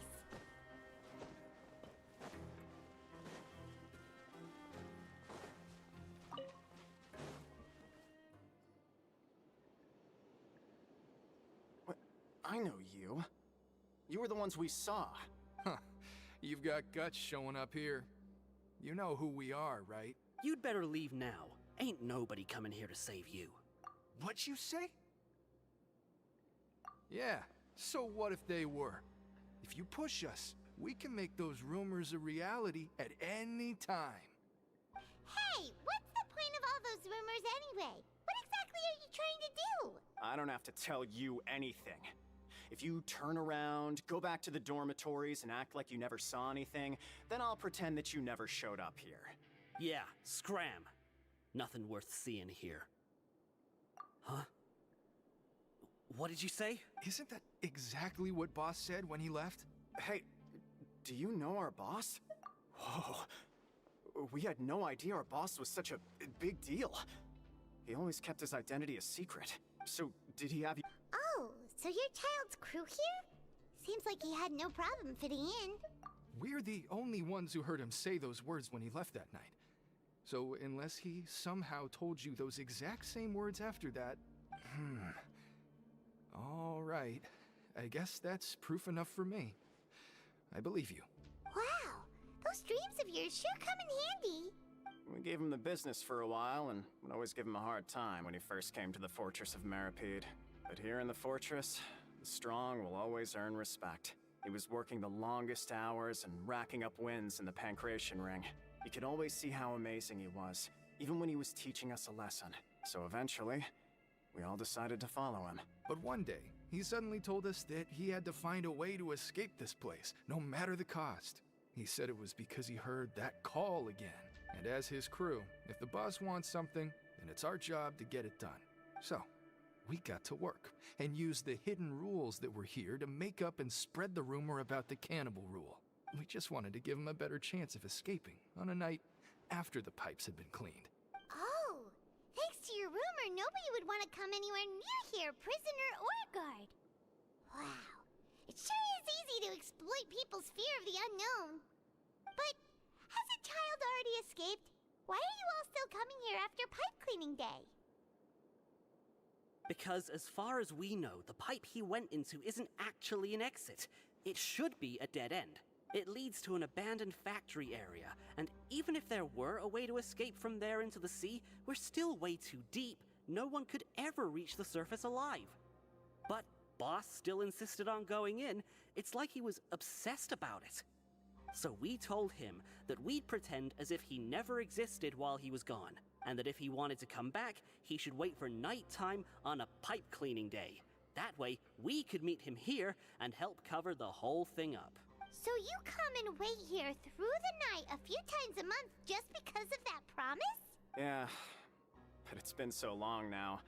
We already know in our hearts that he must have managed to escape somehow.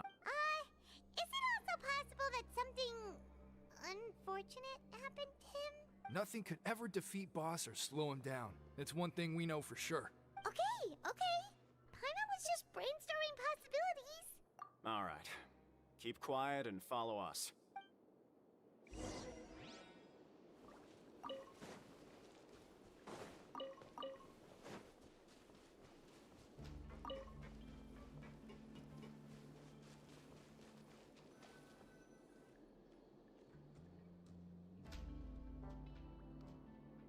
The way up from here has been sealed off.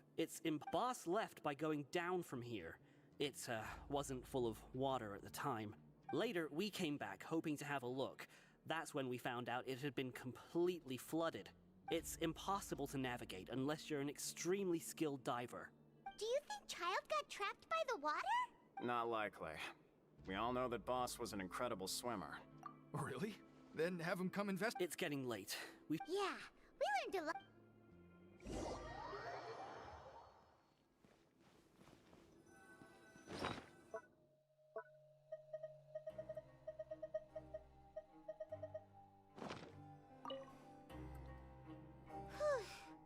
We finally learned some key information. Seems all of our investigative work has finally started to pay off. When you said you knew a diver, you were talking about Fremine, right? If we ask Linny, he'll definitely have Fremine help us. Ugh. Why is Child like this? What was he doing going into the pipes? Not making our jobs easier, that's for sure. Fortunately, though, it seems like it's only a matter of time now before we find out what really happened. Now that we can finally relax, I'm starting to feel super sleepy.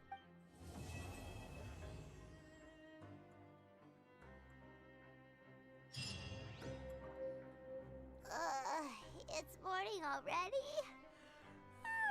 Paimon still needs more sleep. Huh? Wait, look over there! Isn't that... It's one of Linny's cards! Let Paimon see what's... Maybe you haven't heard, but today is the monthly free day. Everyone has the day off today, which makes it the perfect time to do some investigating. It's been a while since we last talked. Have you been making any progress lately? Let's meet at our usual spot in the factory area before lunchtime. I have new information. Ooh, today's our lucky day. We have the day off. From the sound of it, Lenny's been making progress with his investigation. Wonder what he's discovered. We still have some time before we meet up. Let's talk with the people here for a bit more before we go.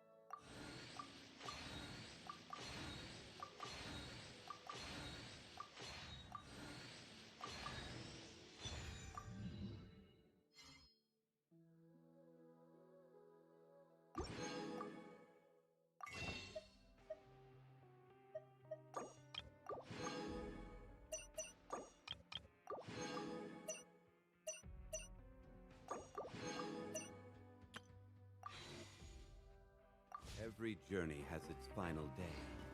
Don't rush.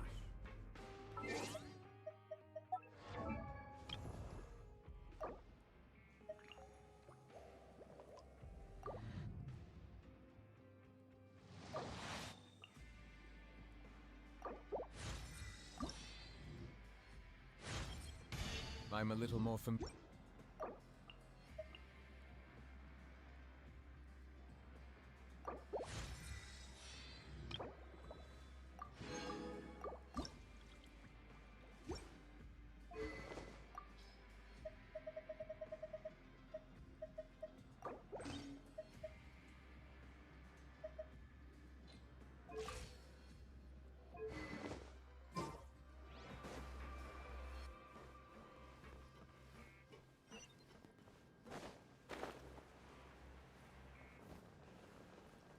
Look!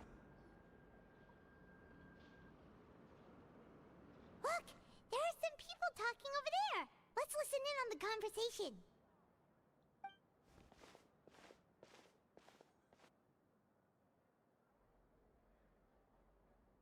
If you ask me, those pompous parasites on the surface act like they're all a bunch of aristocrats.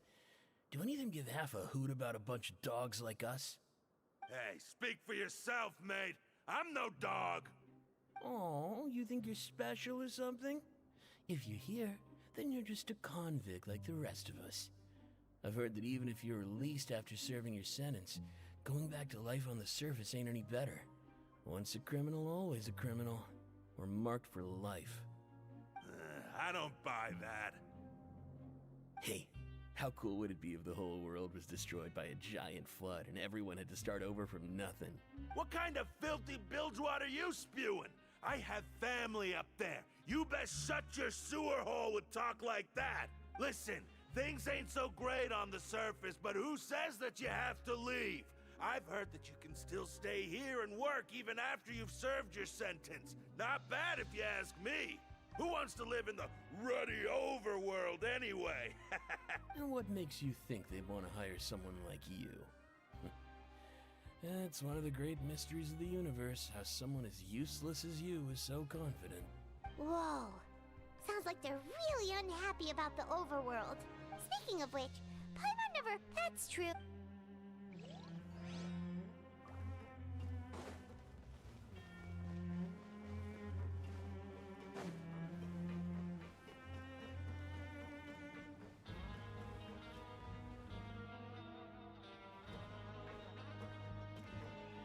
There's a group of people over there. Let's go listen in. So I said, that's not a faucet. Hey, who are you two? Why'd you come over all of a sudden? Oh, sorry for eavesdropping. Sounds like you were talking about something private. What's the matter? They're just looking to join in on our fun, that's all. Hey, don't pretend like it's okay for them to just interrupt us like that. Fine. You're lucky we don't mind extroverts that much. You hear that, Quisto? What nice! Your expressions tell me you're looking to hear some juicy info, am I right? But before that, it just so happens that I know you two. Really? You're kidding. How often does anyone get a personal tour led by His Grace himself? Practically everyone was talking about it. Word has it that you also caused quite the kerfuffle. A little mistake, huh? I like the way you put it. You see, people with a good attitude can join our group anytime, unlike some of the others here. I'm Quisto, and this is Lavaroon. People usually call us the Bombshell Bros, but don't worry. We're not playing with bombs or anything. It's just that our information is always so explosive, and we blow minds on the regular. So, you two really like to gossip? No. You don't get it. Knowing intelligence will make things better for you here. For example, knowing who's working with who has the latest rumors, who's not getting along. Wouldn't you like to know all that? Whoa, all this info's worth something, you know? You should prove you're worthy of it. I don't mind him. Quisto's always this way. Just play nice and say something to massage his ego. The welfare meals. Talk about the welfare meals. Right. That meal we had yesterday. Is that so? To tell you the truth, I've been helping out with making those welfare meals. I've been working as a kid. Oh, so You are correct. I am a true professional. In fact, I even went to culinary school.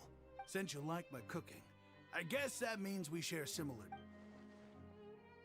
Listen, kids. The power structure within the fortress is quite complicated. The Overworlders couldn't care less about us down here. We're basically dogs to them. You've already met the one person here you should never cross, the Duke, Risley. He knows more than you think. And if he doesn't care about something, then he often doesn't bother dealing with it. Those who have the Duke's attention get all kinds of special perks. Even better treatment in the infirmary. I know who you mean. It's that Jurier character, right? I don't think there's anything useful about him at all. Why does he visit the infirmary practically every day? Is it normal for anyone to be going in and out of there so often? If you ask me, he's just faking it to get out of work. But did you know that Jurier was a talented researcher from the Fontaine Research Institute before he came here? There's no denying that. I don't care if he was a researcher that could turn dirt into Mora. Once you're in the fortress of Meropide, you're just another inmate like everybody else. Speaking of which, the last time I saw him, he was passing by in the corridor with Lorvine. I also heard they started arguing in the library and got into a fight, right? Guess that's just how terrible of a guy he is. You mean he hit a woman? Wow, I never imagined he was that bad. But that Lorvine's also quite the odd one, you know? She's always gabbing away, got into a fight with a man, and she also got sent to the infirmary. Come to think of it, I always see her going to the sick bay every couple of days, too. Huh. Wait a second. You don't think? Do you think could it be that they're secretly meeting there to go on dates? But it's really hard to imagine. After all, I do remember seeing Lorvine beat Jurier to a pulp that one time. And we might be overthinking things.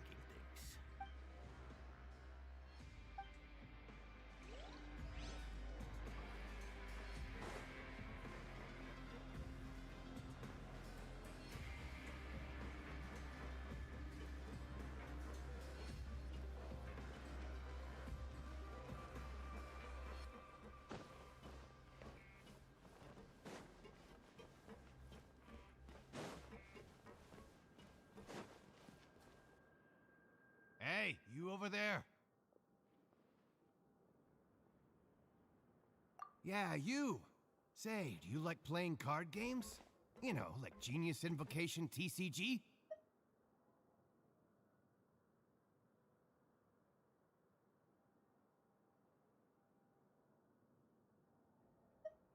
You TCG players are like... Hey, come on now. What's wrong with... all right. But why would you be looking for people...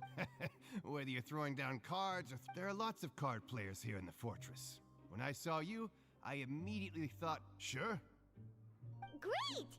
Since you've been here longer than us, you need... I thought you would have already heard everything. Why don't you pick? All right. Have you heard any... Then, did you know that there are some... Yes, so you've already met those two. They're quite a pair. They always keep an eye out for the latest happenings and gossip about everything. I've never seen anyone with more time on their hands. I heard that they used to be a chef and a bartender before they were sent down here. You know how bartenders are, always chatting with customers.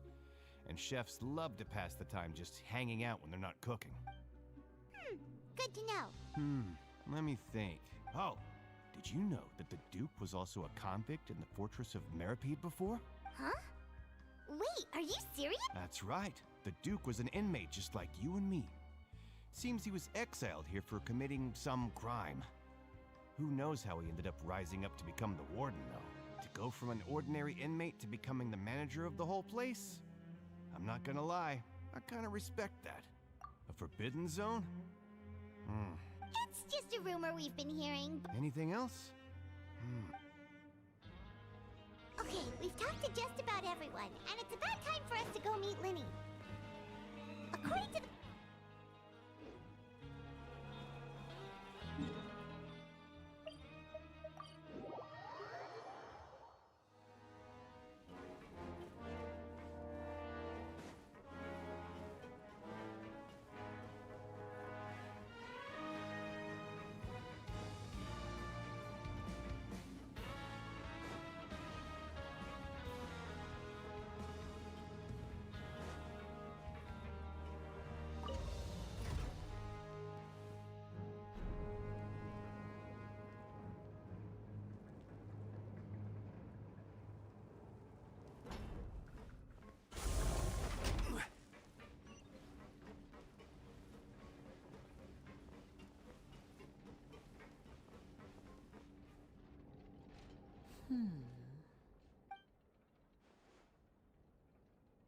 Huh? That look in your eyes. You found something? Hey, this is no time to be modest. Just Oh, as it... Huh. I'd have never guessed that myself. The rumors swirling about this place are unreliable after all, and Master Child probably went missing because he found a way out. He is a harbinger after all. I suppose he's much more resourceful than I initially gave him credit for. Unfortunately, this isn't enough for our final report to Father. We need to find out Master Child's exact whereabouts. Father told me that even though Master Child said he was just coming to Fontaine for a vacation, he actually had some personal reasons. His agenda might be linked to his disappearance.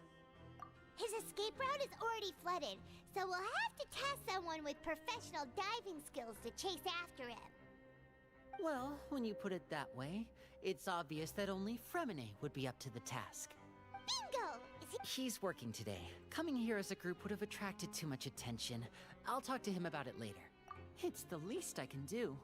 We're all in this together, so it's only fair for us to fulfill our end of the bargain. Honestly, I'm far more impressed by you guys managing to collect all this information right under Risley's watchful eyes. Collecting him. Now, let me think. To find out more information, Fremine will have to retrace Master Child's original route, and if he's to do that, he'll have to set out on the next pipe cleaning day at the earliest. That's 6 days from now. And after that, he'll probably take another 2 or 3 days to return. You can even estimate how long We've been working together for a long time. We know each other's capabilities like the backs of our hands. Traveler, what say you to meeting here 9 days from now? We'll be able to pick up Fremine while we're at it, too. Oh, and there's just one... Though we can just sit back and wait for Fremine's report on Master Child's whereabouts, we still need to make more progress on the investigation of the Forbidden Zone.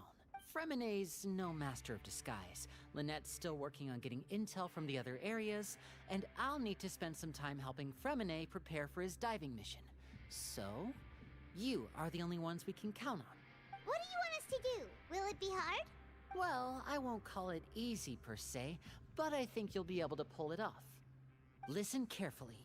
You'll need to find an excuse to get into the infirmary and investigate the room and environs.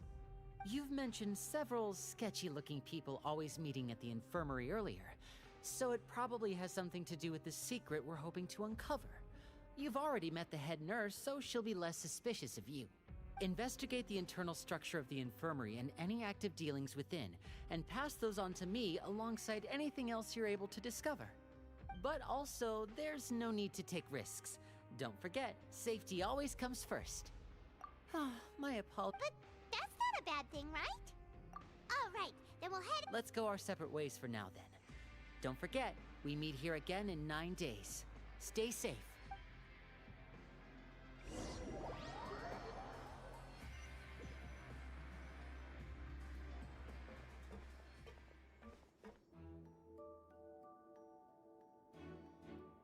Hey, stay here for now. Paimon will take a peek. There seem to be several people inside.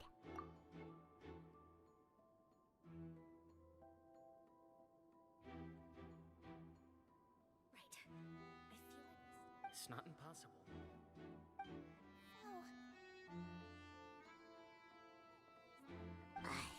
It's a bit hard to understand them from here.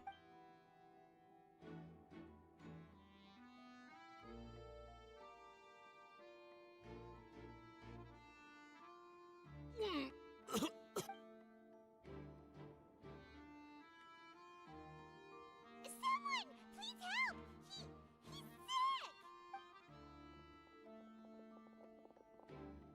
Whoa, are you okay? Oh my! What's wrong, little one? There's no need to panic. Take a deep breath before you... The traveler started complaining of a stomachache, and then nausea, and then collapsed onto the ground. Paimon doesn't know what to do! Freezing limbs, twitching fingers... Let me take a look. Please, lie down over here. Don't worry, I'll get you to the bed safely. Here, hold on to my shoulder and walk slowly.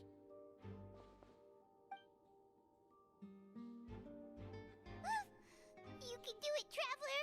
Don't apologize. You're sick after all. Now, please relax. I'm just going to do a preliminary checkup on you.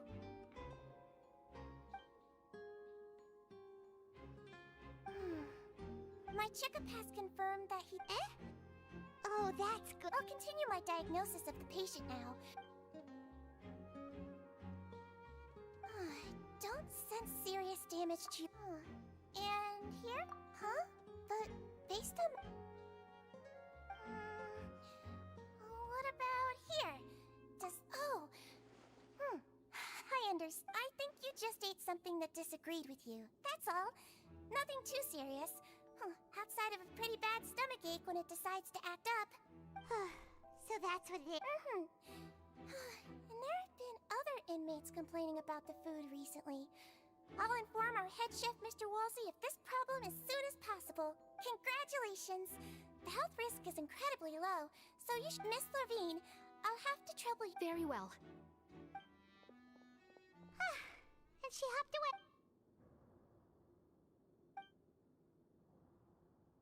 Hello. So how are you feeling now?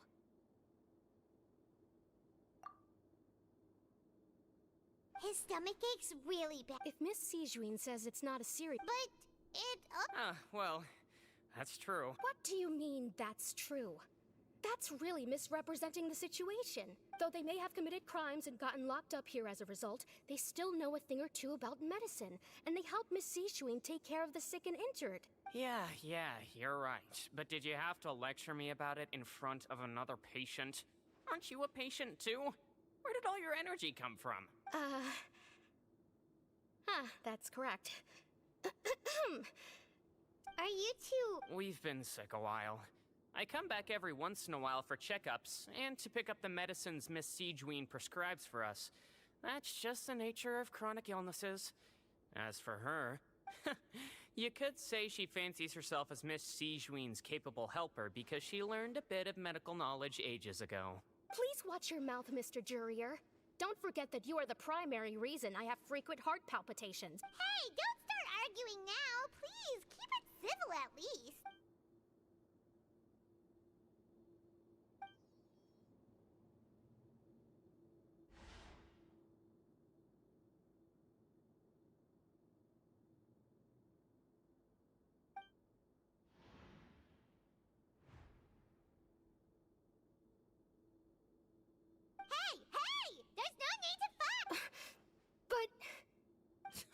Release. It's way too early for us to even think about that. And who the heck knows if we'd even be able to continue our previous lives?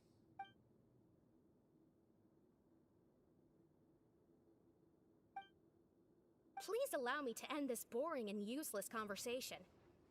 Oh, and Mr. Jurier, I don't want to see your face here again anytime soon. And same to you, Miss Lorvine. Anyway, that was more than enough rest for me, so I'm going to get out of this excessively noisy place. He just slowly walked off like that? That's just what he's like. I'm sorry you had to see all of that. I'm Lorvine, and... You really can't stand him, huh?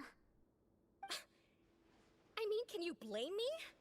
Who would like someone who's as arrogant and obsessed with weird research topics as he is? I'll accompany you two for a while. Miss Sijuin should... No. I'm back! Did you rest like you promised? Thank you for getting our medicine, Miss Sijuin. Did you all cooperate with your bed rest? I trust that nobody got up to walk around. Good. Here, this should be 2 days' worth of medicine for you. Take 1 pill now, and then continue your bed rest.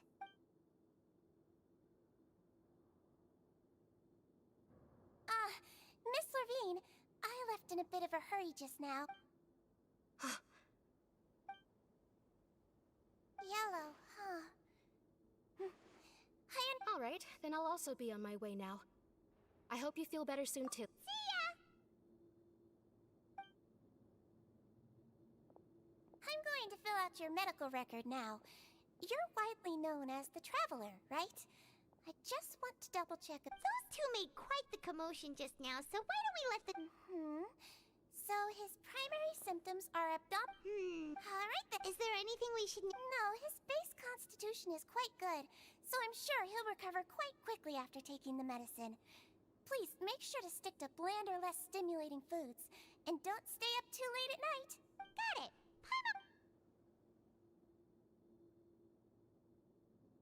Oh, you're going to take a nap already?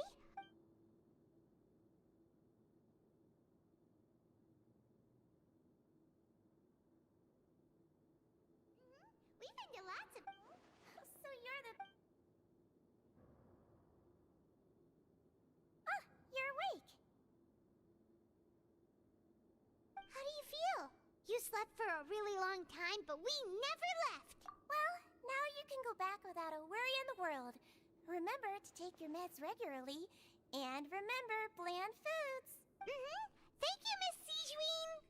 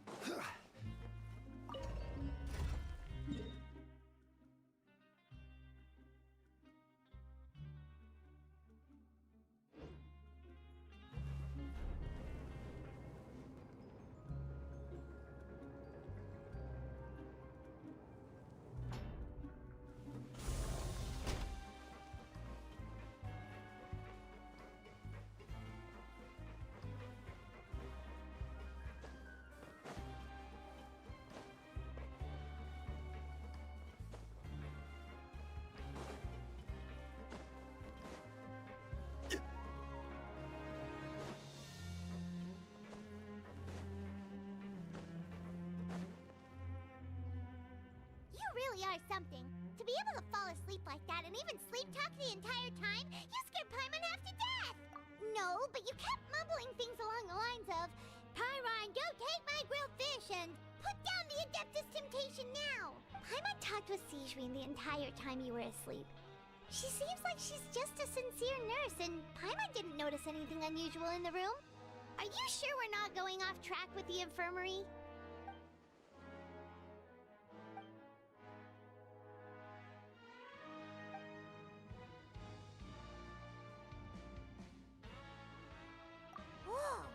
You really are super thorough. All those tiny little suspicious things that Paimon didn't even pick up on. We've got to give the info to Linny.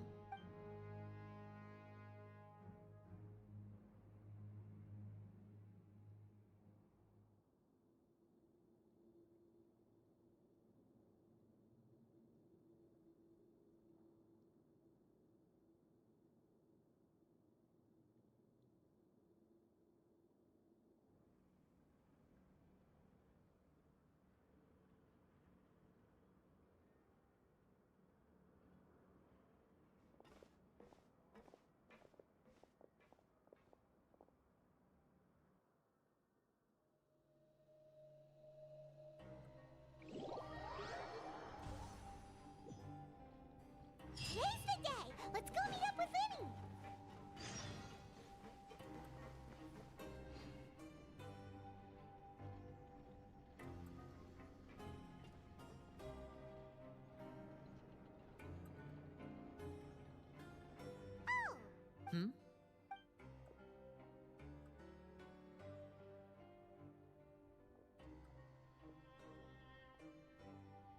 Did you two run into any trouble over the past few days? No, we just worked our shifts according to the schedule. Nothing weird happened. That's good. That means you didn't raise any suspicions when you infiltrated the infirmary. We've taken a look at the slip you've sent. Fremine successfully left the grounds via the pipes 2 days ago, and as of last night, Lynette has also infiltrated the infirmary after faking an illness. Wait, why is she getting involved? You already went above and beyond when you scoped out the infirmary. To put it more bluntly, even if we were to view that as something you did in exchange for Fremene's help, you've already done more than enough. Infiltrating a guarded stronghold is a different kind of job from a one-off investigation. We want to avoid using the same faces over and over and reduce the amount of suspicion that will fall on any given person. Lynette also felt like you have already taken the first step for us, so she should be the one to finish the job. So that's what Lynette thinks. Oh, Paimon hopes everything's going well for her. Perhaps that's true. You're both very good people, and we've come to appreciate that more than anyone else. Unfortunately, there's still one thing that could get between us, lest you've forgotten. The matter of our respective loyalties. You've mentioned before that you've had some run-ins with the Fatui. I can understand that feeling, so I assume you're just helping us out of the kindness of your hearts? Well, everyone could use some more friends. We'll be counting on you to help us in the future, too. Since I see you as friends, then it's even more important for us to protect you from any peril. Fremene and Lynette feel the same way. Glad to hear it. Then, let's go check on Lynette before Fremene returns. If everything went well, then she should be wrapping up her investigation right about now. Is now really a good time to go over? According to my observations, Sigewinne always spends around half an hour away from the infirmary right before lunch. Lynette knows this as well, so this should be a good time to meet up with her. Also, I'm her brother, remember? It's only natural for an older brother to care about his younger sister's well-being. Okay, then let's head over right away!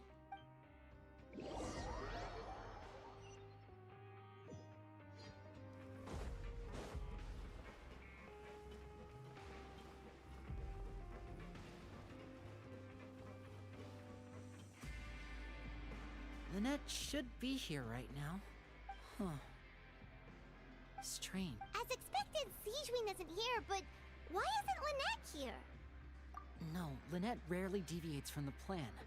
We agreed that if she were to make changes on the fly, she'd find a way to let me know. Unless... Let's see if there are any clues around here. We can look while we wait for her. Who knows? Maybe she'll be back soon. Okay.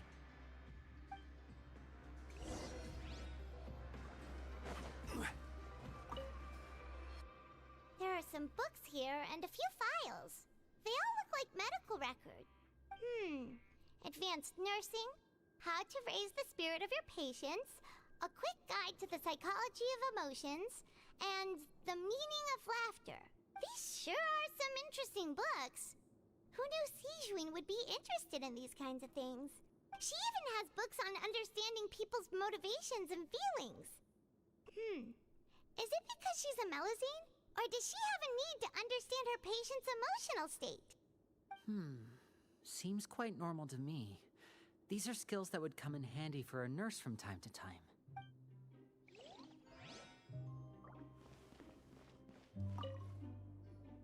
None of the beds have any signs of having been slept in.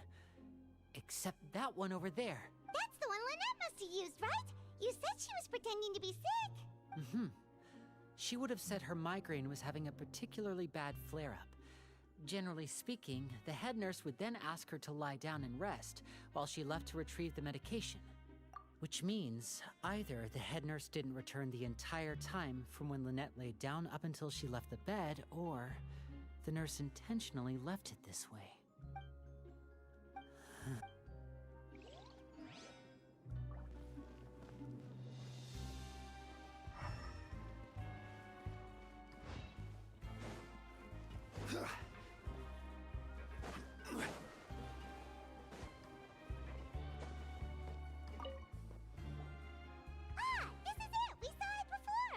Wait, this thing? It doesn't look like it's been disguised that well. The space behind it is empty. From its size, I don't think it's an entrance that is meant to be taken apart. There's probably a mechanism around here somewhere. Could Lynette have tried to get inside? But if that's the case, she would have contacted me for sure. Let's look around here for some more clues. Don't panic, just take another look.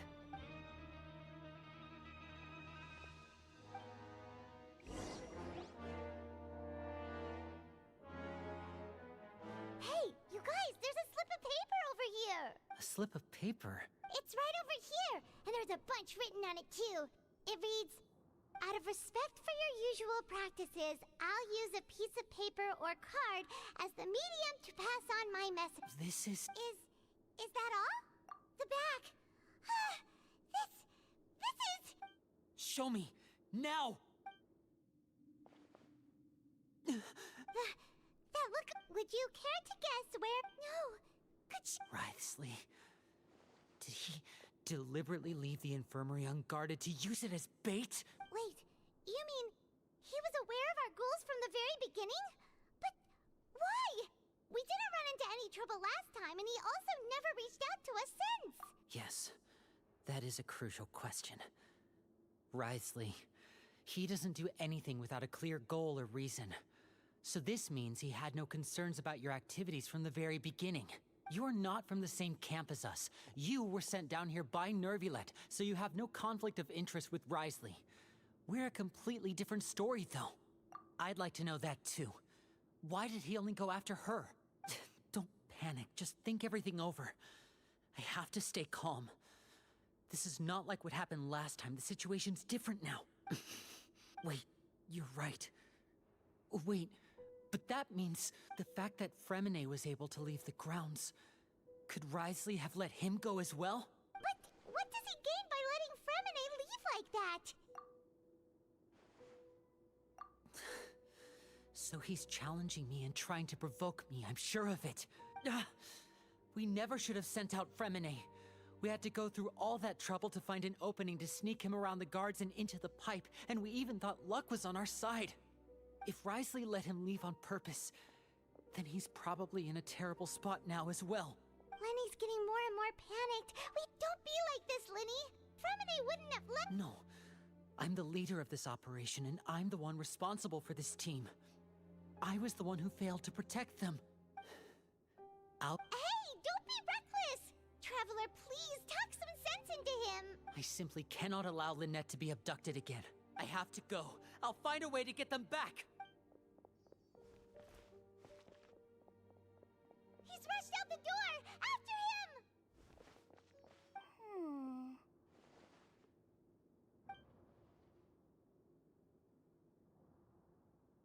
Right. I feel like we still have some— It's not impossible, but it'll... Is that so? Is someone? Pack everything up. Whoever's outside is eavesdropping. Someone! Please help! He's sick! Whoa, are you okay? These two. What a delightful turn of events. I like smart people, but I also like playing dumb. I like the feeling of being trusted.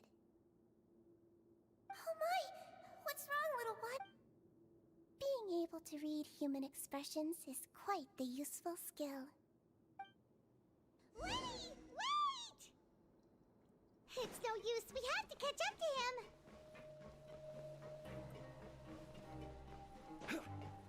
He's already out of sight! How is he so fast? Let's go head him off at Wriothesley's office!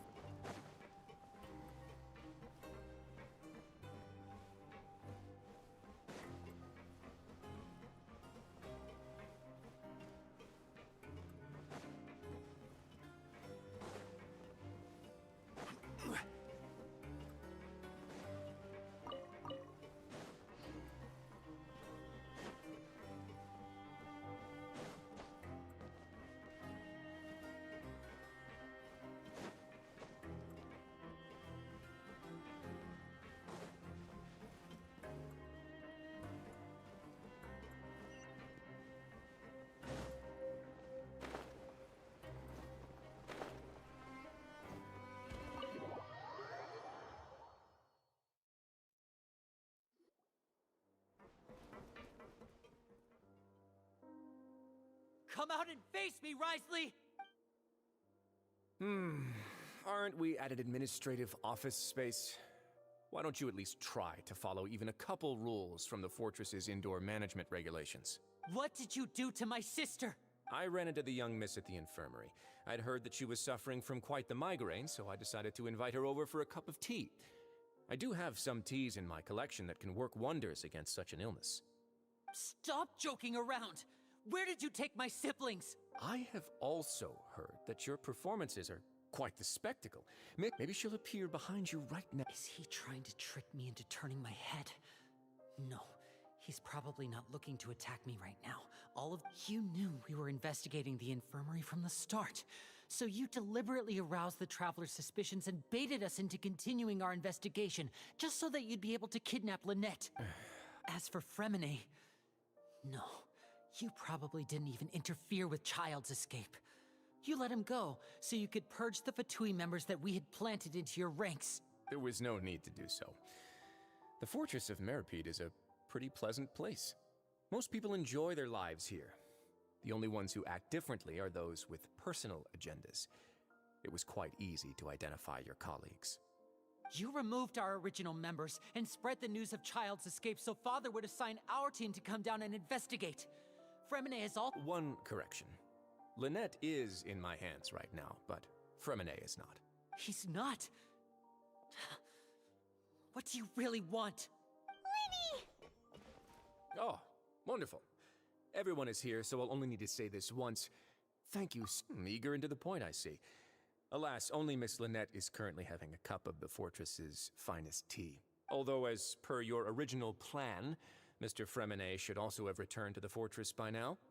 But he has neither shown up within my gates, nor has he been taken into any kind of custody. So, where do you think he may be right now?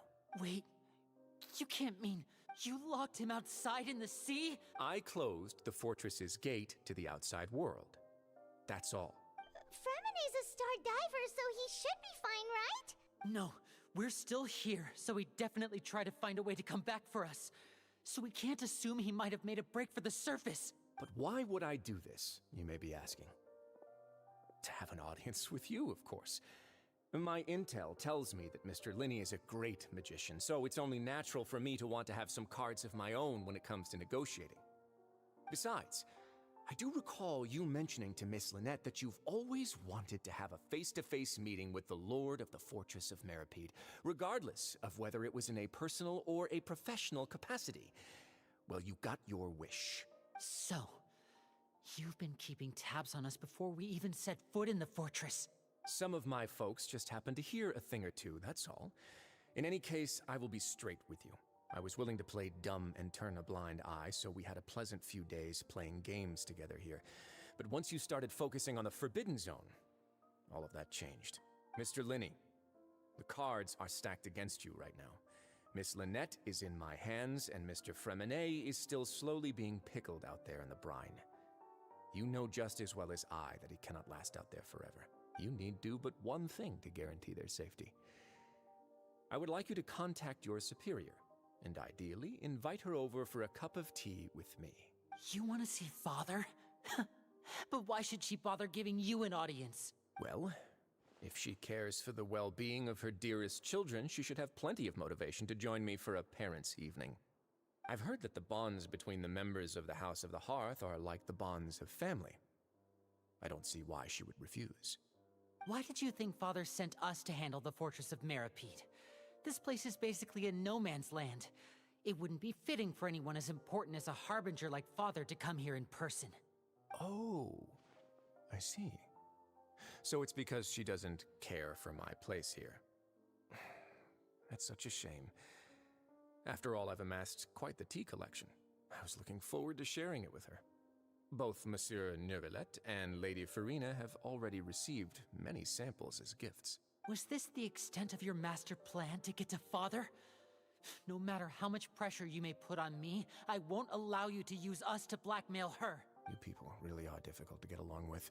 All I'm asking for is a face-to-face conversation. Does she truly have no interest in the fortress's secret? Mr. Linney, you have one last chance to invite your father here. If you refuse... Lenny!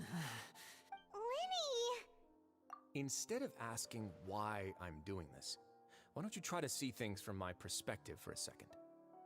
From the very beginning, the Fatui has been actively infiltrating my fortress. I gave you a warning by cutting off the first few operatives I found, but that only caused you to double down. Had you given up on the fortress then and there, I'd have no reason to want to talk. Mr. Fremenet left the fortress on his own, and Miss Lynette tried to pry out my secrets right in front of me. No matter how you look at it, the responsibility for this falls on you. I shouldn't ask Father to do anything because of us. 6, 5... Wait, 2. Time's up. Risley! Negotiations have broken down. Please leave. Yeah, listen to the Traveler! You do realize that I'm only letting you go, but that doesn't mean you can just do whatever you want. The fortress may be small and remote, but it still has its own set of laws. Then how about this? Those who are capable deserve respect. You've spent quite some time investigating. I'll ask you 3 questions. Answer question 1. Regarding the hidden rules of the production zone, what is the truth?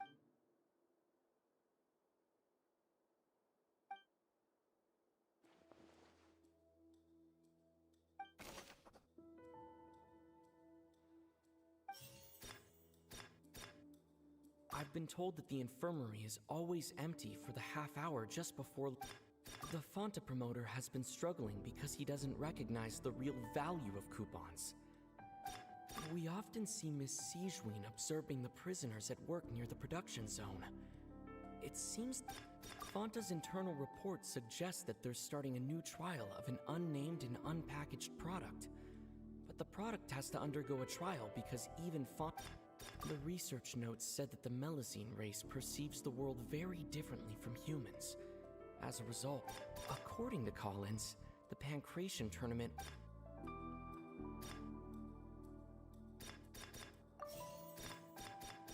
I've been told that the infirmary is... We often see Miss Siege...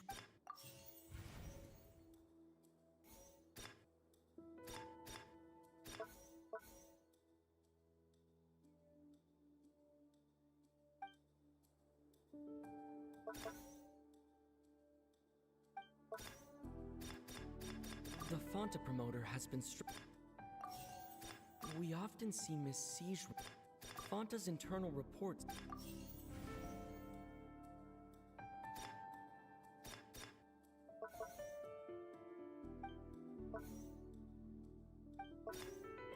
The research notes said that the Fonta's internal report... The research notes said that the The research notes said that The research notes said that the We often see Miss Siege...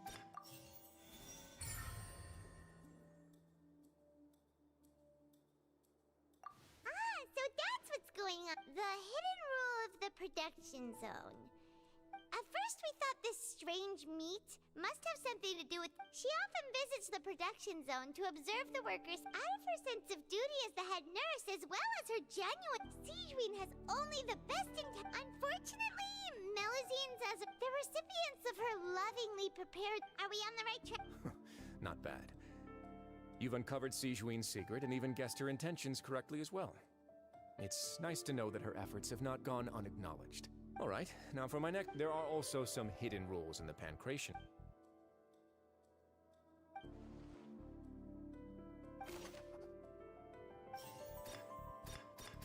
According to Collins, the research notes said that the Fonta promoter has been struggling. Fonta's internal reports...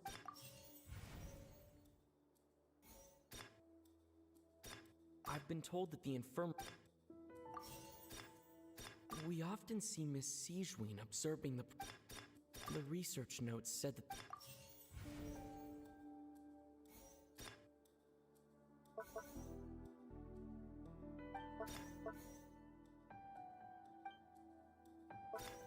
I've been told that the infirmary... We often see Miss C... The Fonta promoter has been struggling...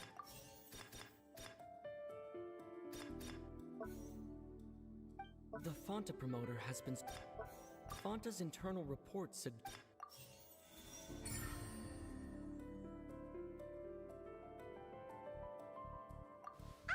Paimon gets this rule too. That hidden rule of the Pancration ring is about... People get scared when they see it because they've subconscious. But really, it's just a blood red drink. The company, facing backlash from its own staff, they came to the fortress of Meropide. The Duke, knowing how valuable coupons are in the fortress, and so only those who proved their stupidity by being dumb enough. I acknowledge the effort, although based on your description, that Fanta promoter is a bit too careless with his words. I may just reconsider my collaboration with the company. All right, and here's the final question. What's the secret behind our head nurse and all of her patients in the infirmary? Stop your cruel and pointless games, Risley! You know that we haven't finished our investigation, so there's no way we can answer the last question. The thought of sparing Lynette and Fremine never even crossed your mind! You'll pay for this! Lenny, are you alright? Oh, close one. There was nothing, Your Grace. Siege, though this gun may look like a toy. Siege... Lane... Not at all. I am when Monsieur Nervulette asked me to come here. He told me that. But if you mean what you just said, then isn't Lenny someone you should be looking after as well? Isn't he a resident here just like the rest of us? But I really am just doing what Monsieur Nervulette told me to do. Everything I did, I've done to protect them. Had I not, they would be in far more dire straits right now. His Grace knows it too, right? My dear Sigewinne, whatever shall... Well, it's nearly time after all. What are you talking... Take me if you want. How touching. Don't be like that, Your Grace. All right, everyone, calm down. 2 more visitors. I'll go get a cup of tea. You... I believe I hear footsteps.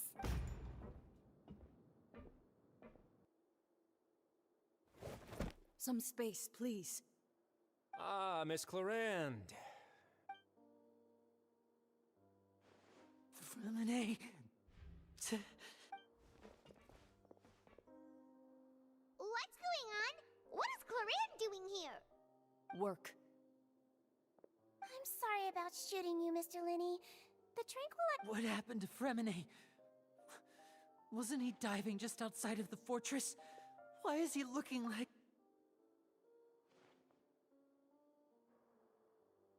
A flushed face, please, make some space. I'll need to... I'll talk to Clarande while you get Fremine.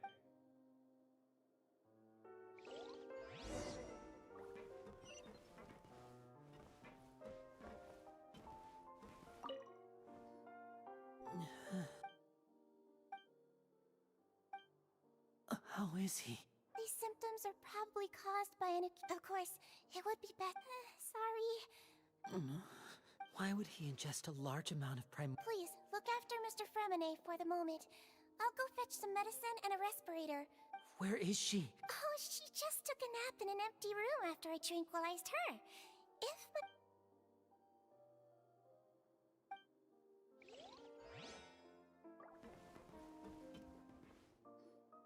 What's that look on your face? Oh, I'm just admiring your punctuality. Had you arrived? How's the situation? The water has changed. It's pretty much as expected. I was only out there a short time, so it wasn't too bad. But if one... Where was he when you found him? The abandoned zone at the end of the... Closer than I thought.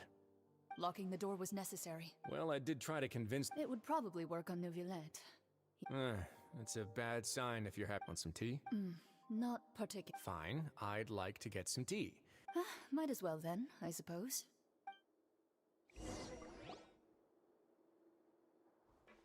Linny, are you okay?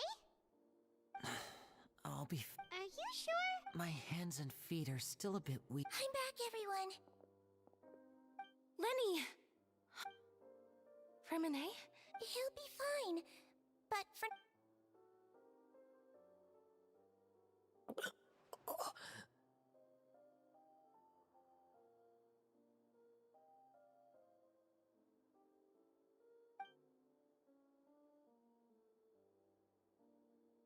His breathing's beginning to... Give me a hand and help me get... Yeah, I'll take him from this... On it. Traveler, you seem pretty worried about him. The Duke and Clarande are gone. They probably went to get some tea. The Duke will explain the truth in just a bit. Miss Cloran will need a break.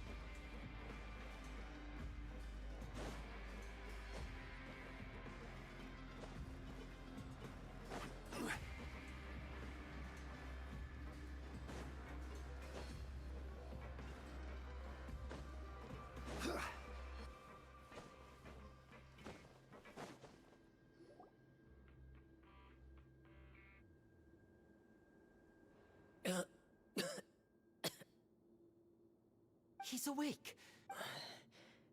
Lenny. Lynette. We're all here. The infirmary. How do you feel? Traveler. Paimon. It's been so long. The sea. There's something wrong with the seawater. Shh, it's okay. No, listen to me. This is really serious. There's pipes. Right, the pipes. It's all coming back to me now.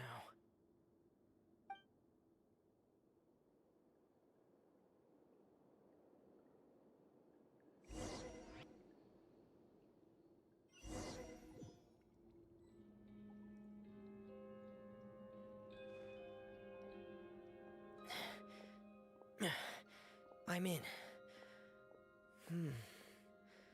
Seems like this pipe hasn't been used in a long time. It looks abandoned.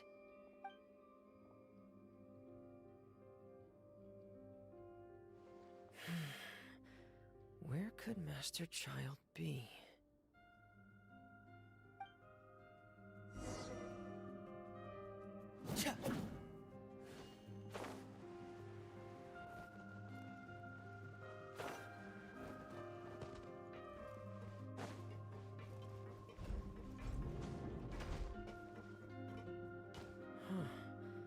This mechanism looks like it's been tampered with.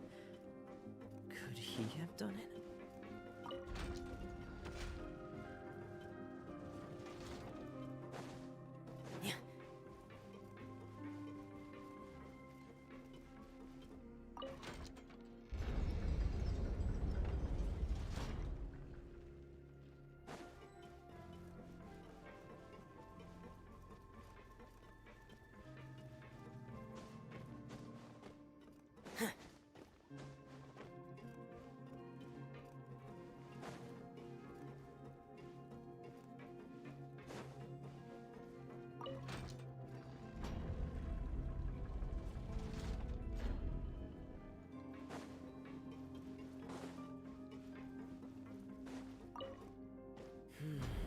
It's getting stuck on something. Seems like I'll have to avoid those obstacles while I turn it.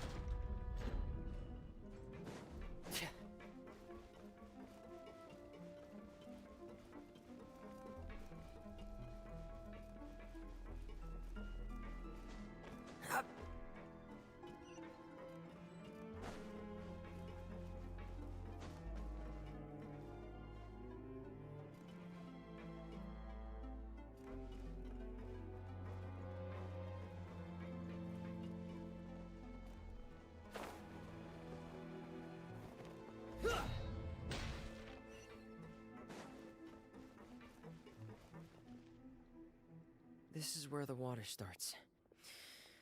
Okay. Master Child probably dived into the water. I'll go take a look as well.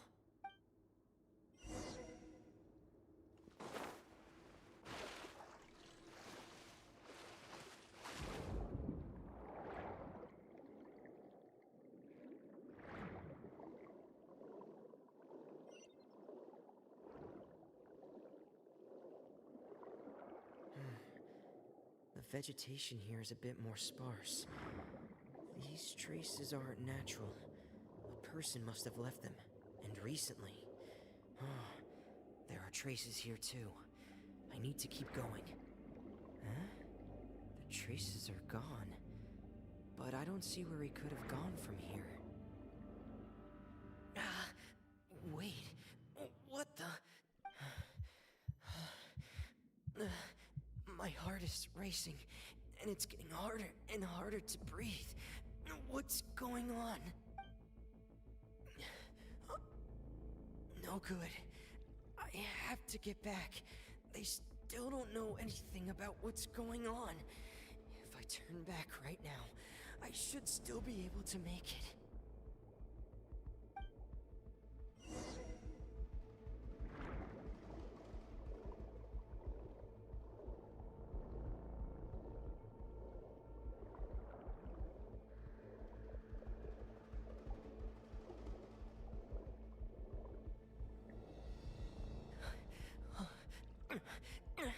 I can't die here. I have to push on.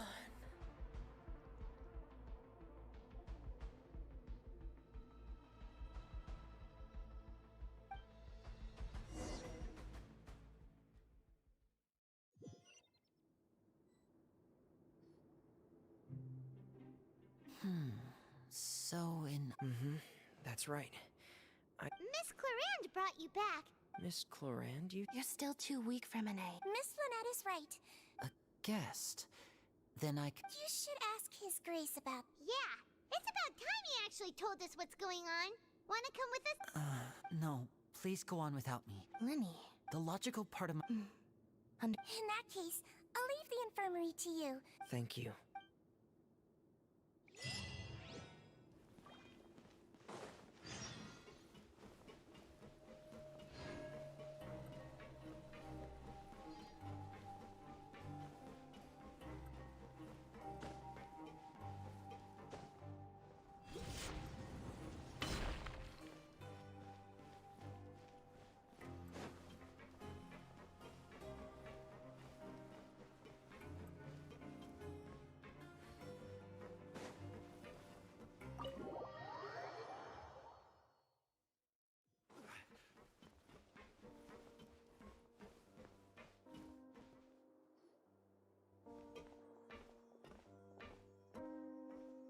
Excuse me.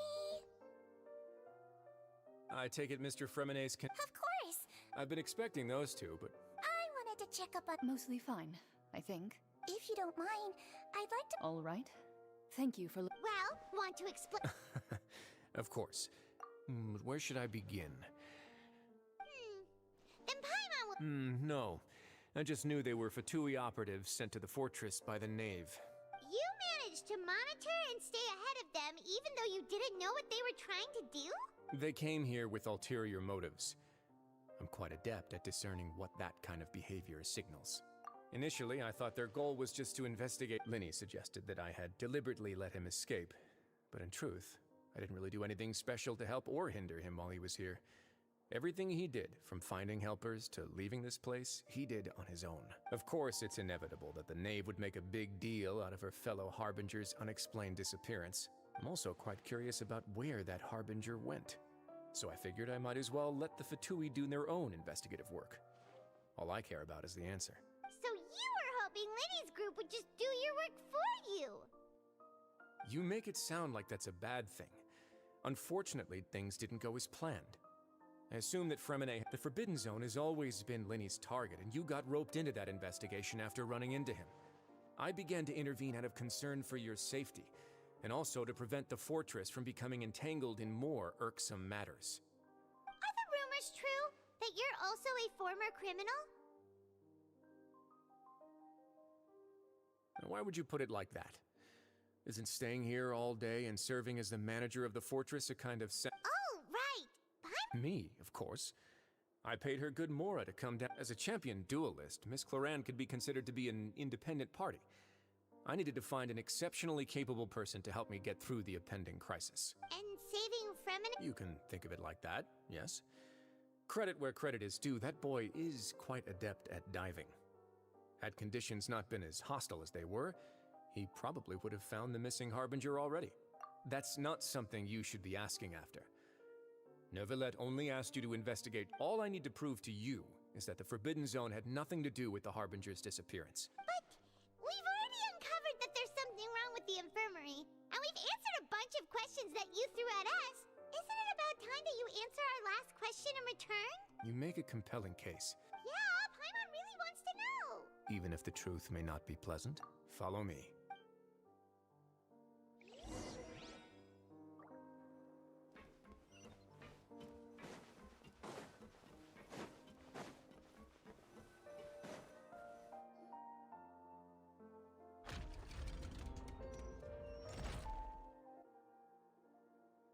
There's a hidden door here? And a whole basement behind it? Huh. You're pretty good at hiding stuff, Risley. It seems you've forgotten just what kind of place the Fortress of Meropide is.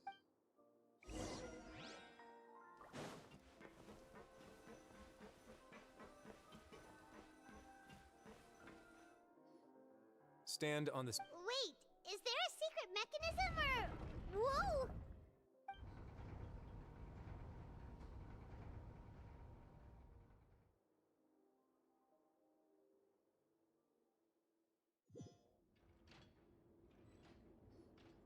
So, this is the Forbidden Zone? Honestly, for a place so well hidden, Paimon sure doesn't see anything special. What a huge door! There are 3 such isolation gates in total. Generally speaking, I'm the only one who's allowed to go inside. Hence the name Forbidden Zone. Am I correct to assume you're going to run on back and tell your little Fatui friends everything? Well, Well, I'd advise you wait until you've seen the whole truth of this place for yourself before deciding whether or not to tell them.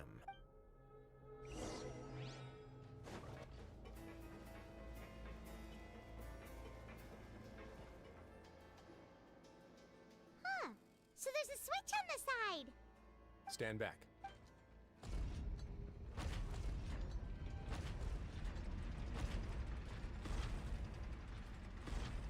Whoa. They all just went up one. Go on, have a look.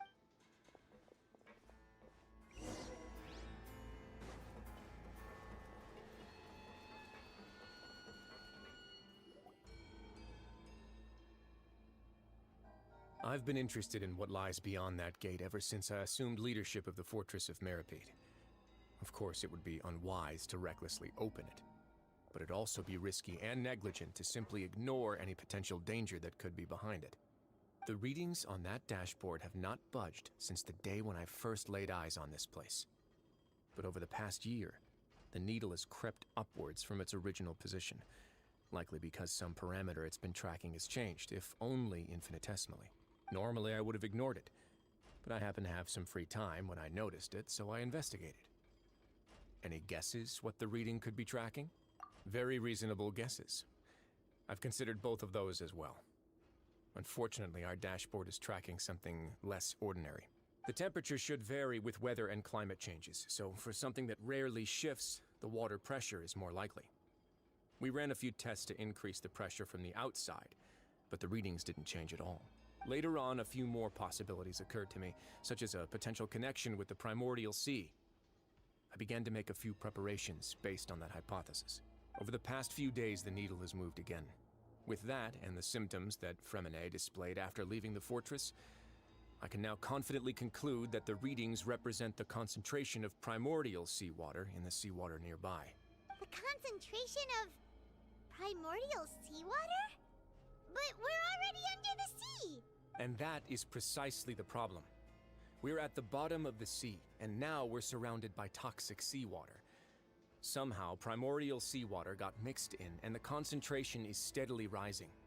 Yes, that's very likely. But forget about the two of us. Not even Novelette knows where the primordial sea could be, much less where we could find and plug a leak. Oh. Oh! Seems like you've figured it out. I believe the primordial sea lies directly beneath this sluice gate. For some reason, the primordial seawater levels have risen significantly, and it's now very close to us. The indicators are now red. Although the gate still stands, some primordial seawater has already leaked out and mixed into the sea around us. If this continues, soon it will no longer be able to hold back the primordial sea at all. Yeah, you know what the legends say. If this place falls, then everyone in Fontaine will be turned into puddles in the span of a night. But that's just too weird! Why would the Fortress of Meropide be built right above a sluice gate for the primordial sea? Who built this place anyway? Your expression tells me you think this might be part of a vast, complicated conspiracy. To be honest, you might find the actual answer may be exceedingly boring. It's just that the secret of the Forbidden Zone had been long forgotten by the nation before I rediscovered it with my research. There's no single founder of the Fortress of Meropide in any traditional sense. What we know about its history has been left to us by the people who used to live here. When the previous Hydro Archon, Egeria, ruled the land, all convicted criminals from Fontaine were exiled. The people drove the criminals away like a wolf pack chasing away the banished. The criminals received no sympathy of any kind from the people. They were exiled to the desolate seaside, where they experienced only pain, struggle, and the bone-chilling cold. Some of them began to repent, and prayed to the Hydro Archon, asking if there was still anything they could do. The Hydro Archon took pity on them, and said, "You may go guard my secret, deep underneath the waves." And so, leaning on the power of the Hydro Archon, they gathered underneath the sea and began to build a fortress. They became a community down there in the deeps, and over the years helped it to grow. As the number of exiles increased, more and more people joined the community. When the first group of exiles died, they left the yet unfinished fortress to their successors. The Hydro Archon continued to lend her support, allowing the fortress and what it stood for to continue growing ever larger. Before long, this dark underwater fortress became the sinner's only home. And with that, the people here stopped referring to the fortress as a prison. They saw themselves as repenting sinners who would regain their freedom once they had sufficiently redeemed themselves. But as time went on, people also realized that the fortress was a lonely place. Once they had gotten used to life here, they could no longer feel comfortable living in the overworld. Once they had finished serving their sentences, some people left and some others chose to stay. They'd find some idle position and let their withered souls fade away with the ancient secrets of the past. After many, many centuries, few people still remember the reason for the fortress's founding. Now they just see it as an integral pillar of Fontainian society, as the place where criminals deserve to be sent. Now and again, researchers manage to break one law or another and live out their days in the fortress. I learned all this from an elderly historian. Everyone else just thought he'd made it all up. But now you know every part of that history is true. Indeed. It's just as the prophecy says. If this gate fails, then everyone will be dissolved into the sea. To be frank, not really. But sadly, that hasn't stopped this prophecy from proving all too accurate. Prophecies are troublesome things. Just hearing one will create the first wave of panic. Seeing signs of it will bring about the second, and actually witnessing it in real time, the third. Let's go somewhere else. I want to show you something.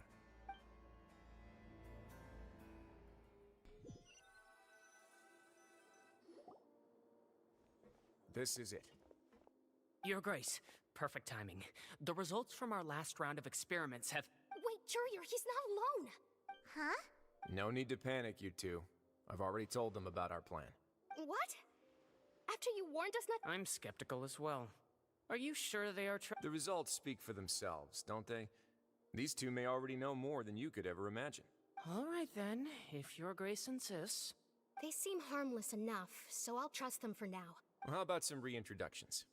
This is Jurier, one of the highest-ranked researchers from the Fontaine Research Institute. He used to work under Edwin. I trust that you've heard of Edwin? Good. Saves me a bit of time explaining. Edwin's main areas of research were archeum and gravimeters. As his assistant, Jurier is quite familiar with them as well. I hired him to be my technical consultant. You want to blow up the fortress of Meropide? Ah, what a lovely idea. I'm already imagining it in my head. Gotta admit, I'm tempted as well. Guys, focus! Focus! That taskmaster over there is Miss Lorvine, and is also one of my technical consultants. While Jurier used to be Edwin's assistant, she used to be Jurier's assistant. Ooh, are they together? See, everyone keeps asking this question. Are you too sure you're not a couple and just using your work as a convenient cover? Your Grace, I am not in a relationship with this man. If I dated her, I'd officially be madder than Edwin. Jeez, forget I said anything then. Follow me. Whoa, there's another door that goes right up. Your constant amazement makes it seem like the fortress can do anything. But Paimon really thinks everything's super cool. Well, let's spice it up a bit. And here you go. What a huge ship? This is also a production zone that Paimon's never seen before. What's going on? How much do you know about Fontainian history? Not much at all. Well, then maybe you haven't heard the story of ancient Lemuria. To give you a quick rundown, Fontaine used to be ruled by the Lemurian dynasty. According to legend, the Lemurian king Remus came to this land after being inspired by divine revelation and found the seer Sibila, who had taken on the form of a golden bee. Taking the golden bee with him and riding on a huge ship, the Fortuna, he created his nation above the surging waves. He called his nation Lemuria and used the Fortuna to incessantly search for new tribes and islands, calling on them to join his empire. There's a ship in this story too? Where there's water, there'll be ships. People believe that hope can always be found at the end of a voyage. Do you believe that? To a point, I think. As you've already seen, I have a whole factory's worth of labor, materials, and technology at my disposal. Certainly can't hurt to give it a try. So the moment I began to speculate that the primordial sea might lie underneath the gate, I also began this project. Were you inspired by the legendary Fortuna? Maybe. Fontainians need something to hold on to cope with the impending disaster. Were the workers to find out the truth behind this ship, riots would destroy the fortress faster than any catastrophe. As the fortress's administrator, I'd never make such a reckless call. Alright, that's enough talking for now. I'll need another 3 cups of tea to soothe my throat. Do you have any other questions? Seems like you're good. Come.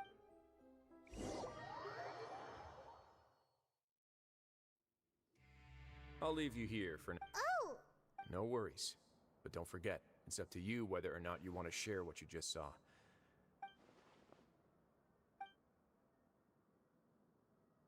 Yeah, we'll put a lot of thought into— Great.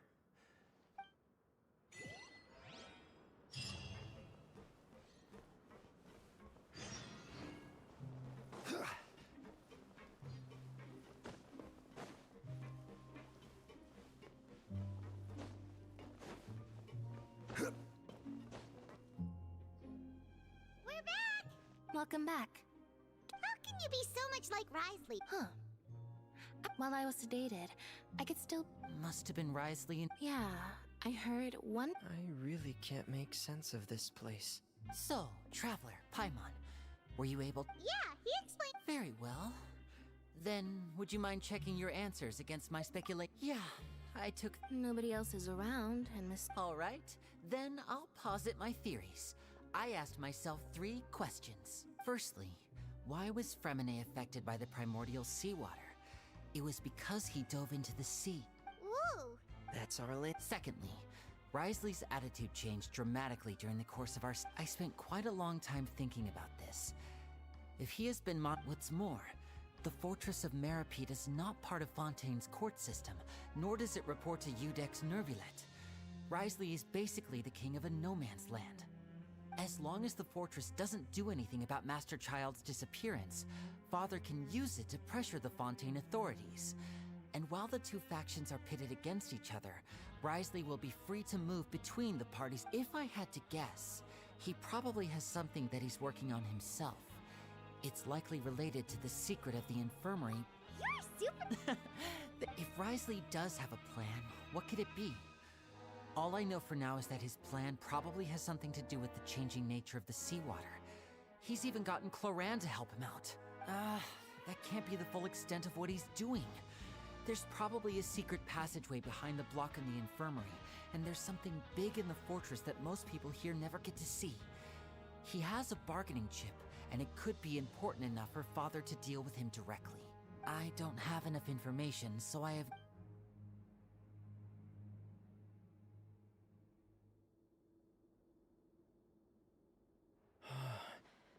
I can't believe it. The sea will engulf everyone. Just like the prophecy said. Could Wriothesley have wanted to meet Father to figure out a way to deal with this crisis? If you remember, I once mentioned that Father sees the House of the Hearth as her base of operations, and she truly wants to resolve the crisis. But how could Wriothesley have known that? Or perhaps he didn't know, and just wanted to bring Father over to his side? Which could be why he said he just wanted to negotiate. Yeah, that makes sense to me. I understand your concerns as well, Traveler. I'll figure out a way to pass this on to our father. No matter, the two of you have already aided us far too much. If you ever need anything else going forward, please come to the House of the Hearth at any time. Though you may not share the sentiment, after all that we've gone through together, the three of us basically see you as family now. You have my gratitude. Thank you for protecting Linny when it really mattered. And thank you for sharing the secrets of the fortress with us. We didn't think you were going to do it. Why are you being so formal all of a sudden?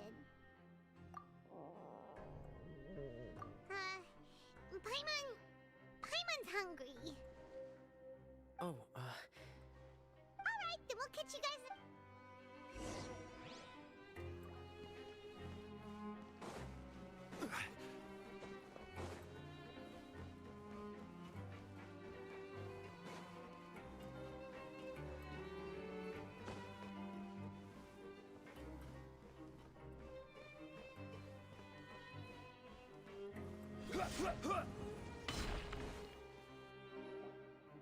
It's time for dinner. Come on, let's go pick up ours as well. Traveler and Paimon, over here. Are you here for dinner too, Miss Sijween? Mm-hmm. And I'm taking the opportunity to prepare Miss Cloran's dinner as well. Huh. You're right. She's actually sitting in the fortress cafeteria. What would you like to eat? Yep, you can. I've already talked to our chef, Mr. Wolsey. It's all on me today, so you can get whatever you'd like. Me too! Don't forget... No problem. So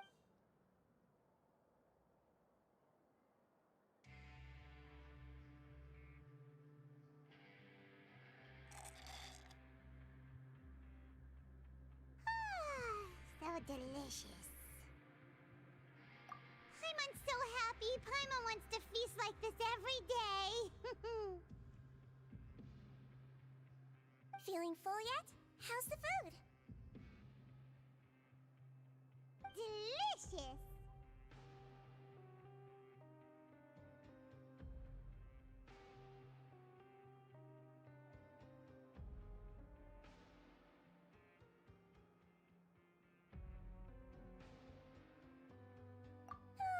I'm so glad to see you all so happy.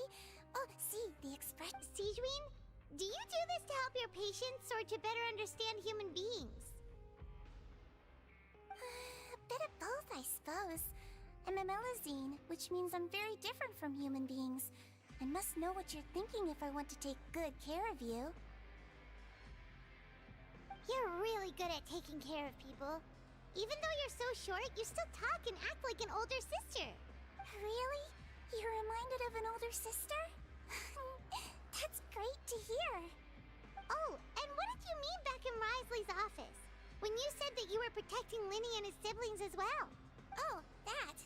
I just asked His Grace to look out for those children, especially that diver boy. I was getting a bit worried after hearing that something was wrong with the water.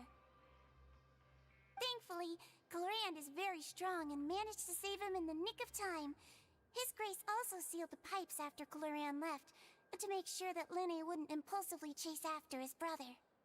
Although the path was blocked, we still stationed some guards there to stop anyone from approaching. They were instructed to only open the door once Miss Glorand had returned. Oh, and I was keeping an eye on Mr. Linny as well. We had to press him, but we couldn't allow him to be in any real danger. You were all super considerate and really thought everything through. It's just what we do down here at the fortress. At least this has been His Grace's style for as long as he's been the leader.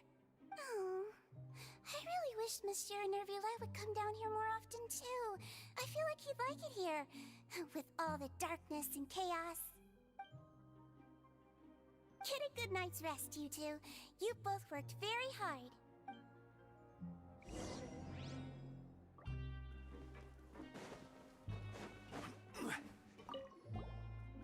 Glorand! How's dinner? It's all right. Miss Sigewin really put in a lot of effort. So we heard that Risley invited you to come down to help, and you saved Fremine too! You sure work super fast! Oh, it was child's play. Still, Paimon didn't know even champion duelists could take on side jobs. Oh, and why aren't you eating with Sigewin and the Duke? Won't you get bored eating by yourself? Miss Sigewin was with you, and the Duke has business of his own.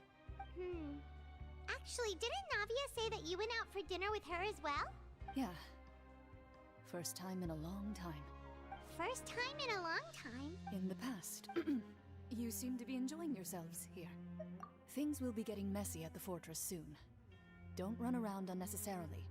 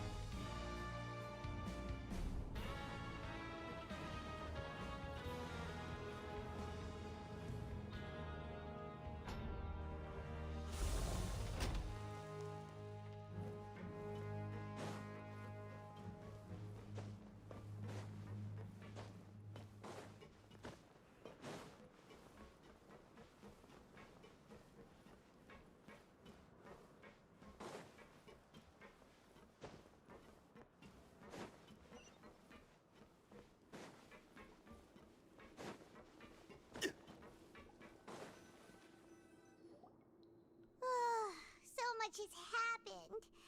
Paimon just feels absolutely exhausted now that she's finally relaxed. Paimon's super sleepy. Are you sleepy too?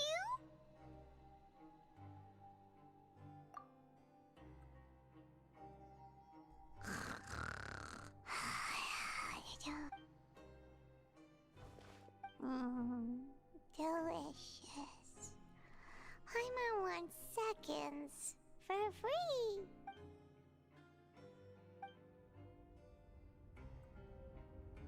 Out of my way! Get out of my way! What happened? Why is everyone running? No idea, but something must have happened. Stop asking! Who's yelling? Paimon still wants to sleep!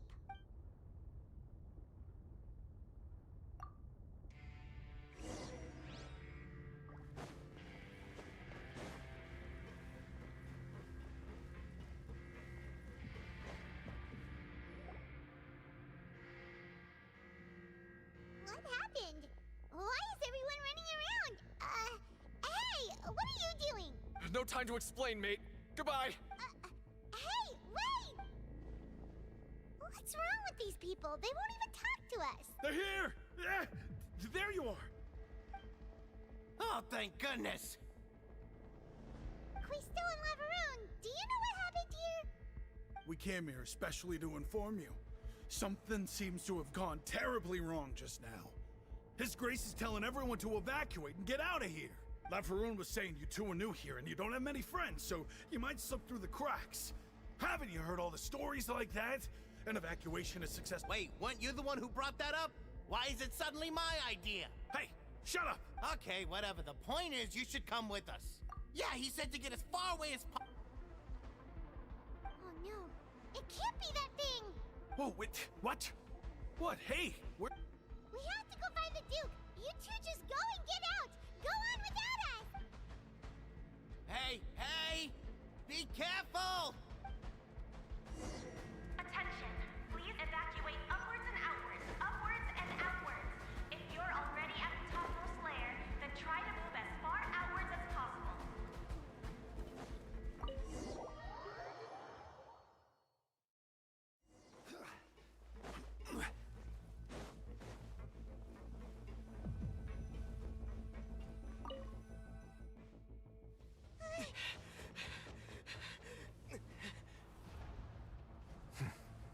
They're here.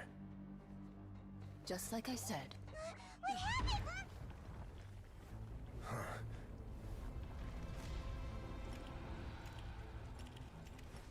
You're just in time.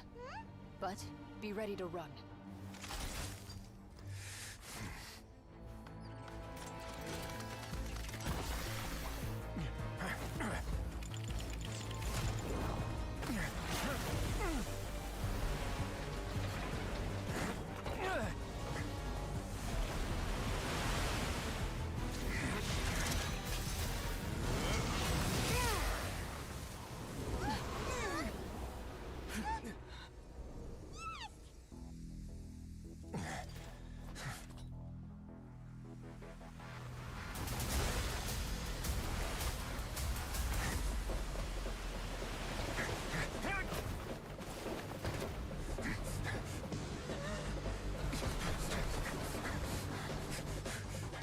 Three, 2, 1.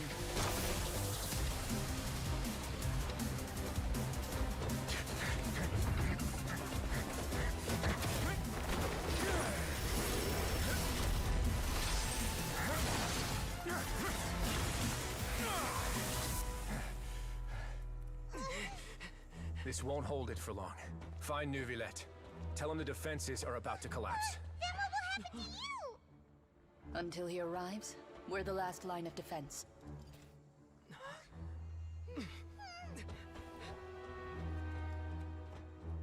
The gate. How long do you think it'll hold? That depends on us.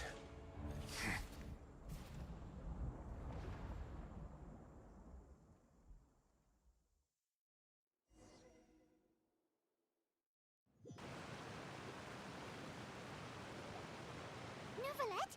Why are you here? Traveler, I need you to head to the Opera House immediately. Farina will soon be meeting with the Knave there. You must protect Farina, and make sure she doesn't spend too much time alone with her. Will do.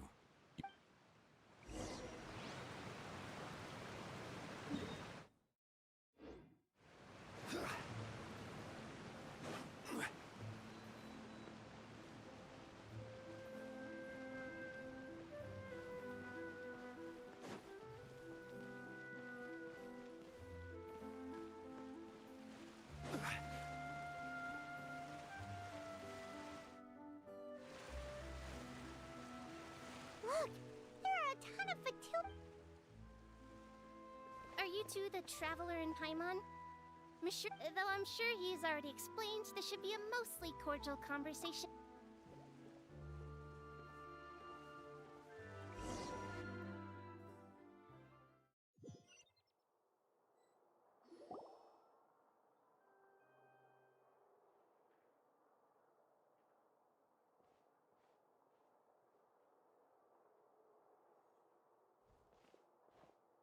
Oh, so you two are the honored guests Miss Farina mentioned. Of course, of course. How could they not attend a meeting such as this? I must always have 2 or more guests at my dessert. It is my pleasure to make your acquaintance, traveler. I have heard much of your accomplishments. I am the Knave, one of the 11 Fatui Harbingers.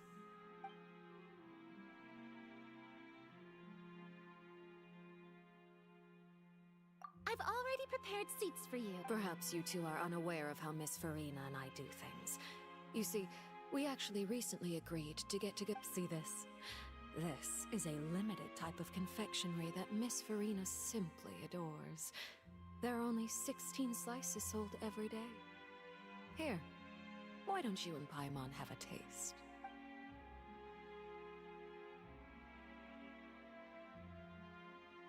Traveler, what do you think of this cake? That's good to hear. So what Child said was on the mark after all. You do share a taste in desserts with Farina and I wonder how he's doing nowadays. You must have heard, right? He's suddenly gone missing. I'm really worried about his safety, you know. Here's to hoping that he's an excellent swimmer. Since we're talking about him, I feel like I should... Oh, so you're also familiar with his aptitude for fighting, Miss Farina. Oh, right. I almost forgot. Child was subdued by Eudex Nuvillette right in front of you. Against ordinary people, my colleague would never be on the back foot. But alas, he just never imagined he'd run into such a person. I must express my admiration for Monsieur Nuvillette. Coming from you, that's not surprising at all. But I thought you would be happier to hear the news. Of course, but it's still a bit of a shame. You see, I would have been far happier had I received this news somewhat earlier. As you well know, a long time has passed since Child disappeared. Well, in any case, there's no need to worry. We know for sure that Child is still alive. Oh, and just how do you know that? Because... And where did he go after leaving the fortress? Well... The fortress of Meropide lies deep beneath the waves. Ah, that is good news at least. His sister Tonya sent a letter to Fontaine not too long ago. Since he was unfortunately unavailable, I picked it up on his behalf. Do you have any idea how he usually writes back to his family? Dear Tonya, your letter made me feel like we were still enjoying our time in Snezhnaya together. I'm currently admiring the scenery on the streets in front of the opera house. Is it something like that?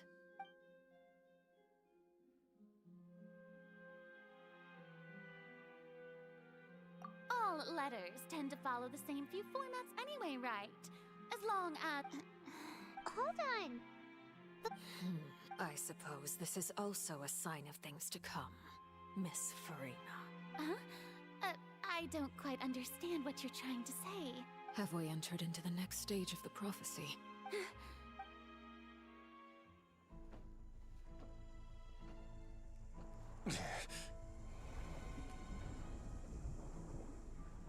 My thanks to you both. I will take it from here.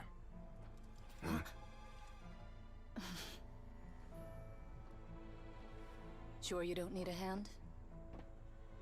Quite sure. Wow. So, what's your secret, huh? Let me guess. Nah, who knows? Maybe it's just your sense of responsibility. Sounds about right.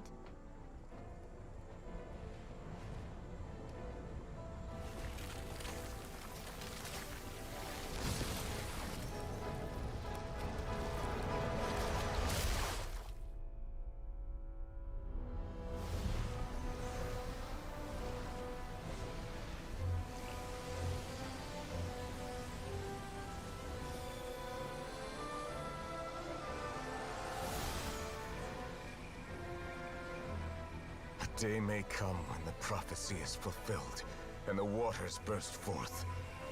But it is not this day! This ancient power could easily obliterate an entire race. A tsunami of fury, would unleash endless catastrophe.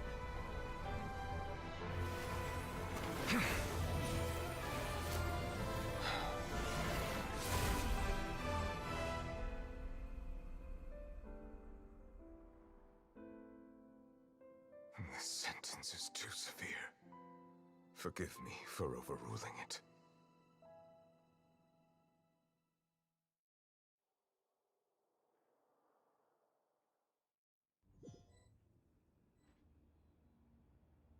All right.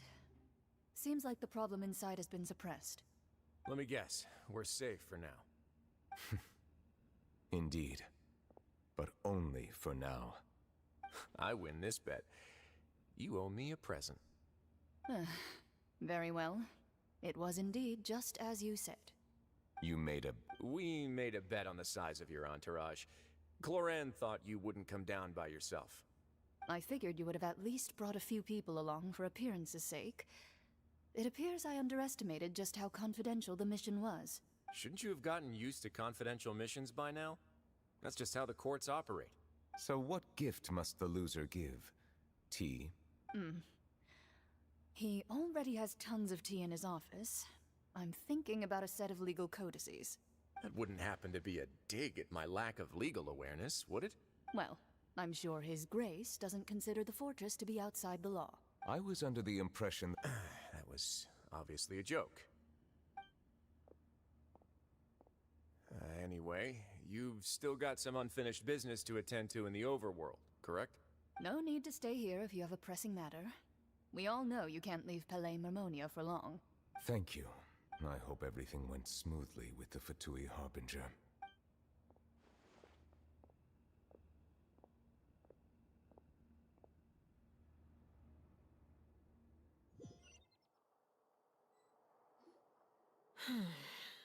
I must say, we've spent long enough playing house, Miss Farina. As the Hydro Archon, I am sure you understand the exact meaning of the phenomenon we just witnessed. Or should I say, that's what I originally thought. But looking at your expression, was I wrong? And you haven't a clue? What are you trying to say? At this point, I don't think there's any more need to speak as diplomatic representatives. Allow me to speak to you now as just a Fontanian. You know the prophecy by heart, and also that every part of it is being proven true. Yet, here you are relaxing, drinking tea, and eating desserts as if it's all nothing more than a few stray bugs in your garden. Do you really think that's acceptable? The prophecy's hanging above our necks like a guillotine. Every faction is looking for a way to either avert the disaster or save their own. Even the orphans of the House of the Hearth have devoted everything to saving their homeland. But you? It beggars belief just how nonchalant and carefree you have been. From the very beginning, you, the god Focalor, you have utterly failed to take action. You're wrong. I've never ignored the prophecy, nor have I just been passing the time in self-indulgence. Retract your accusation and stop doubting the wisdom of the gods with such absurd conjectures! I am not alone in my doubts, you know. All the children of Fontaine may be harboring the exact same thoughts right now. Oh, great Hydro Archon. How are you going to save them? Save us? How are the people you've sworn to protect supposed to survive in a land that will soon disappear beneath the waves? I have my ways, and I've been working on them for all this time. Even if you look down upon me, you have no right to judge me. Fontaine will be saved. Even if I still cannot see the true future right now, as long as I continue on as I am, I will be able to hold my head up high. Then I ask you, Miss Farina, just what have you been working on? Where can we see it, and what is it doing to help? My machinations are just like the prophecy itself. They will only reveal themselves at the fated time. It is just that beings like yourselves are unable to perceive them as of yet. I see. As a god, the proof of your labor always lies beyond prying mortal eyes. Allow me to be so bold as to ask another way. Would it be possible for you to tell us the parts of your plan that are not confidential? Such as your emergency response plan for the impending disaster? An emergency... Oh, that look in your eyes. Have you not even prepared one of those? The emergency response plan is also strictly confidential. Then allow me to jog your memory. Miss Farina, what is the purpose of your Oratrice Mécanique d'Analyse Cardinal? And what do you plan to do with the massive amounts of indemnitium that has accumulated over the years? The Oratrice? It's just like... So you also have no idea. If I'm not mistaken, someone's using it to prepare for something. But unfortunately, it would seem that someone is not you, Miss Farina. I first caught wind of this when Linny tried to investigate the Oratrice in the Opera House. You see, even just getting close to the core contaminated him with an extremely large amount of indemnitium. But even if that had nothing to do with you, then what could you possibly be working on, oh great Hydro Archon? Oh, right. I almost forgot. Udex Nouvillette is not at the tea party with us today. Miss Farina, I suppose you must have ordered him away to take care of some troublesome business. Yes, that's exactly right. Please keep it a secret for me. Of course I will. Although, I must say, Miss Farina, you seem quite insecure without the Udex by your side. Oh, very well. Let's stop that conversation here. There are still a few slices of cake left, so please, help yourselves, everyone.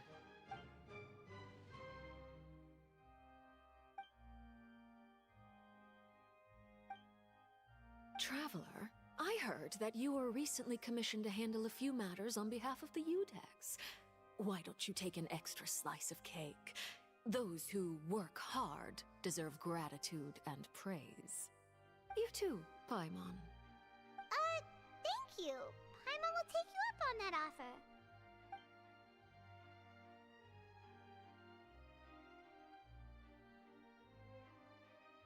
Oh, You're welcome. I'm sure the cake also felt greatly honored to be featured at Miss Farina's table, and I was merely catering to Miss Farina's tastes, seeking a chance to chat over tea. It is getting late. Why don't we call it a day? There are still a few matters that I need to take care of, so I must take my leave now. Very well. We'll end it here. Mind seeing me off, Traveler?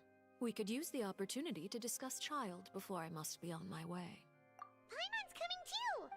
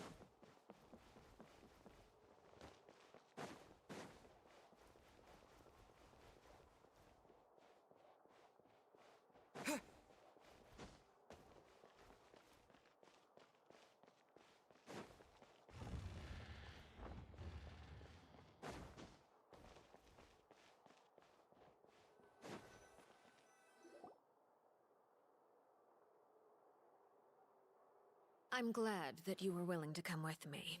Of course, Child was just an excuse. I have no interest in your dealings with him. That's what Paimon thought. You lent your aid to the children of the House of the Hearth. As their father, I would like to express my gratitude. Do I look like an irresponsible father to you? The House of the Hearth is very important to me. You should know that I care deeply about my children. That was all. Formal topics should be discussed in formal settings, and informal topics in informal settings. I know you just returned from the fortress of Meropide. Relax. I have no intention of trying to get anything out of you. Linny, Lynette, and Fremine are still there, and I trust their judgment and abilities. They've all been working very hard and have always done all they can to fight back against anyone who tried to stop them. Especially Linny. You mean Wriothesley. He's a tricky one to deal with. It's unfortunate that Linny's so eager to prove himself that he can't learn to rely on others, including me. By the way, and you can just consider this a bit of idle gossip, but what's your impression of Furina? You are outside of our disputes, and the freest person in all of Fontaine, able to move around most easily. Allow me to share my perspective with you. And that's everything that happened during the trial. Master Child was declared guilty and immediately transported to the fortress of Meropide. Didn't he say he was coming here on vacation? Does he not feel an ounce of shame for all the trouble he has caused? Forget it. He did give us an opportunity. I will be meeting someone shortly. Do you require help with any preparations? No need. I will take care of it myself. I need to meet with Furina, the Hydro Archon. She is at the heart of Fontaine. But what's fascinating about her is that she often seems more like a celebrity than a working Archon. Oh? Come over here, you little critter, you! You dare to run from me? Stop right this instant! My goal is just to discover the location of the Gnosis. But I didn't expect the chance to approach Furina to be handed to me on a silver platter. This is so easy, it's actually making me a bit suspicious. Anything left unguarded is usually just bait. But no one will blame someone for taking the bait. After all, from the moment it was attached to the hook, the bait is meant to be sacrificed. It's just as I guessed in the second before I struck. The Hydronosis is not currently held by the Archon. In fact, this Archon doesn't seem like a god at all. And I sense that she's under some kind of curse. Who are you? The fear in her pupils is genuine, so perhaps she's not bait after all. Either way, targeting her has lost all meaning. I left the scene with ease. Nobody came looking for me, and nobody could serve as a witness to my near assassination of Focalor. I suspect even Furina dares not mention this incident to anyone. Not long after, my informants confirmed what I had guessed. After returning to her quarters, Furina quietly cried alone. She was so scared that she could not sleep that night, nor could she even bring herself to eat her cake. There's no doubt that there's something wrong with her. I began to entertain the possibility that she is not the true Hydro Archon. Perhaps Iudex Neuvillette is actually the genuine article. I have to find the Gnosis. If the Neuvillette hypothesis is correct, he is probably in possession of it. Alternatively, it might have been hidden in a place that's hard for ordinary people to access. Yes, Father. My dear children, please speak. News from the fortress of Meropide. Master Child has gone missing. On top of that, the contacts and guards we bribed at the fortress have all gone quiet as well. Probably the handiwork of that Wriothesley. I'm afraid so. This is a good opportunity. The value of a Harbinger is much higher than most would imagine. We now have an excuse to exert diplomatic pressure on the Fontaine authorities. Set up a meeting for me. I would like to meet the Hydro Archon and Iudex Neuvillette. Oh, and I have an additional mission for you three. Yes, Father. Tartaglia's disappearance was not a part of my plan, but I can use it to make a breakthrough. With this as my excuse, I can ask for an official audience and continue my investigation of Furina and Iudex Neuvillette. The initiative belongs to the House of the Hearth, My wish to investigate the fortress of Meropide will be a front. Lenny and his group will be responsible for the actual intelligence gathering.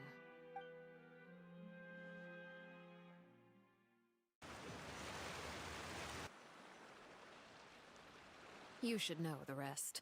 Lenny's group is quite close to you, so they wouldn't have hidden anything from you. You attacked the Hydro Archon? It wouldn't mean anything, even if you shouted it from the rooftops. After all, even Farina herself is still pretending that nothing of that sort ever happened. Alright then. I've now had 2 chances to enjoy tea with Farina. I have to say, the leadership of Fontaine is even more inscrutable than I had imagined. I once surmised that Iudex Neuvillette must be the Hydro Archon, but now, that doesn't seem right to me either. I am a servant of Her Majesty the Tsaritsa. Over my years of service, I've learned how a real Archon conducts and carries themselves. Whether Iudex Neuvillette or Farina, neither fits the bill. It's hard to imagine either of them as the Archon. Of course, that is all just how I feel. Gut feelings often do not require justification. It is, however, quite amusing to me that after all my years working in intelligence gathering, I've come to realize I am at a complete loss regarding the identity of the god of the land of my birth. Don't you think Fontaine is quite intriguing? A catastrophe looms, yet many secrets have yet to rise to the surface. It looks like Fontainians will have no choice but to save themselves. Ultimately, though, one must survive in order to do anything else. Should the need arise, I would be happy to cooperate with you. You don't need to commit to anything right now, of course. I have a feeling that the situation will continue to evolve, and as your name is often connected with noble deeds, I'm sure we will work together someday. He certainly returned quickly. You must want to catch up with each other, so I'll leave you to him.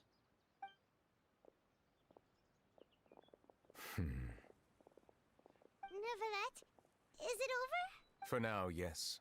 But this issue will prove quite thorny in the long term. I'm concerned that sooner or later the prophesized events will occur. Thank you for protecting Farina. To put it simply, I used my power to force back the Primordial Sea and reseal the sluice gate.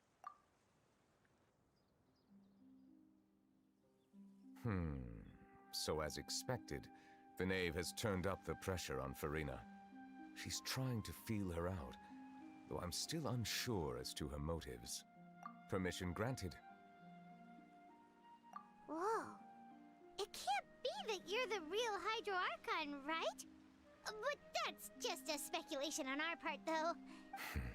You can't tell us? Then that's okay. We can If by the phrase, you guys, you are referring to Farina and I, then although I'm not sure just what you are trying to imply, I must clarify that I do not share her positions on a multitude of topics. I believe so.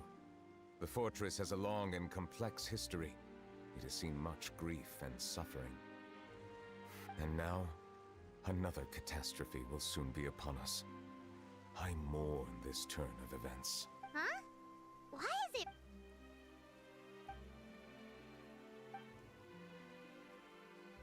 You may be closer to the... Oh? And what are you thinking? The dragon of... what? Huh? Please do not be so surprised. Farina? We were just guessing randomly. We didn't... You guessed correctly. I sincerely hope you'll be able to keep this a secret for me. Right, of course. We'll definitely help you keep it a secret. There's still something Paimon wants to ask you, though. Please, go ahead. Well, if you are the Dragon Sovereign of Water, and you were able to force back the Primordial Sea from the fortress, then since Fontaine's prophecy is all about seawater, couldn't you just use your power to solve the crisis? None of the currently living dragon sovereigns in the world, myself included, possess our full dragonhood. They say that when the first usurper arrived on Tivat, they seized a part of the dragon's power. Today, that stolen power is the basis of the Archon's authorities. There are 7 elemental archons and 7 matching dragon sovereigns. The dragon sovereign of water who lived through that era perished a long time ago. As their successor, I know far less of that part of our ancient history. In any case, I believe I will not be able to do much unless the Archon disappears and returns their elemental authority to me. Given the status quo, however, I would recommend finding another way to deal with the prophecy. Oh, so even you can't solve it. I still have some urgent matters to attend to at my office. If you have any more questions regarding ancient history, you are welcome to discuss. Please go right ahead. There's a place that Paimon wants to go too. Traveler, why don't we pay another visit to the Fortress of Meropide? Paimon is a little worried. We'll see you another time. Take care.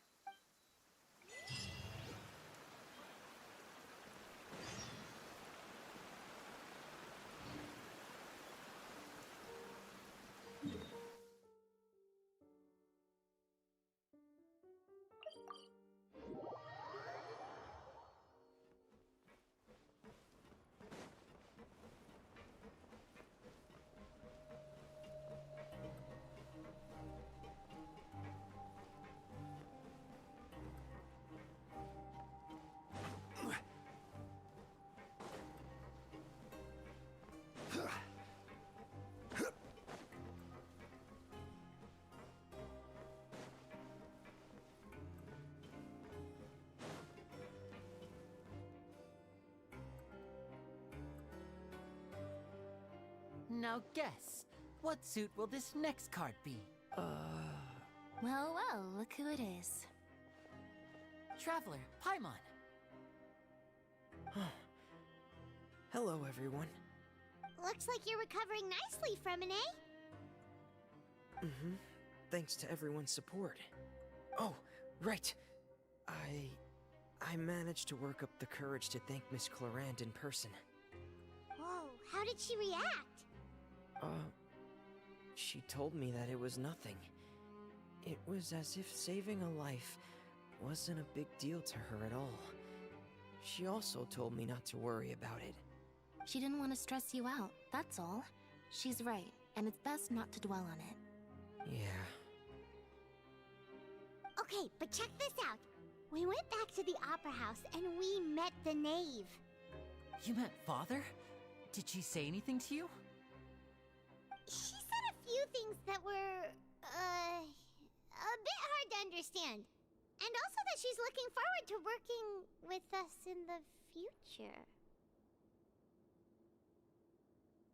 Her attitude towards you is even better than what we'd imagined. That's fantastic. You should believe her. She has her own way of doing things, and she'll do everything in her power to help those she considers close, which now might also include you. Father is very capable, and also trustworthy. Oh, Paimon just remembered that she thought Linny was a bit too proud as well. She said that you should learn how to rely on others sometimes. Got it. That does sound like something that Father would say. Hey! Are you going to stay here for the next few days? Looks like it, yeah. Excellent.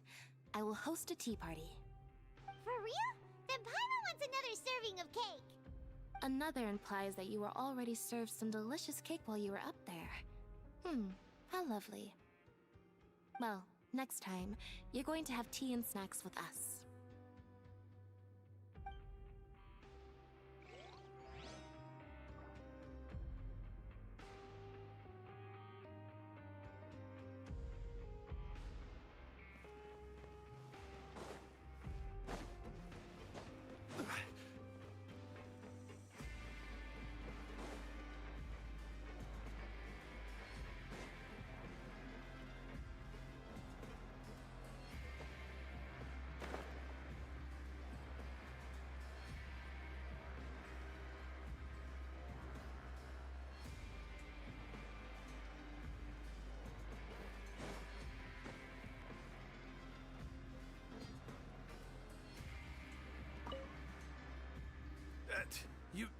guys are back? You guys didn't get caught. Ah, and here I thought you'd managed to escape from jail during all the commotion. All right. There's no need to get caught up in the deep. Hey, it wasn't just me. Something like that, yeah. I was also transferred to work in the kitchen a few days ago.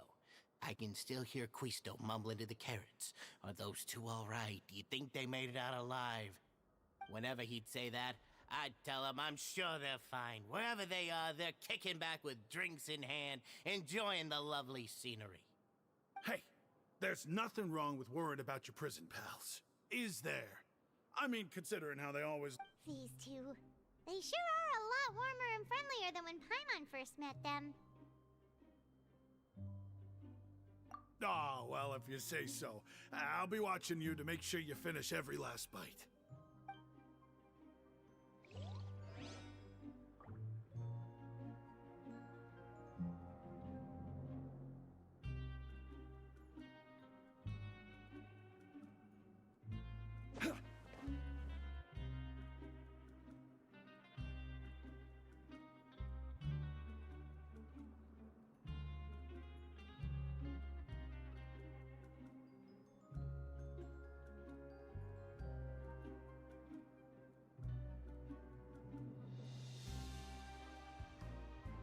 Boats are made for transferring commodities back and forth, and those that come across Liyue tend to stay a while. So it is where many things come to settle.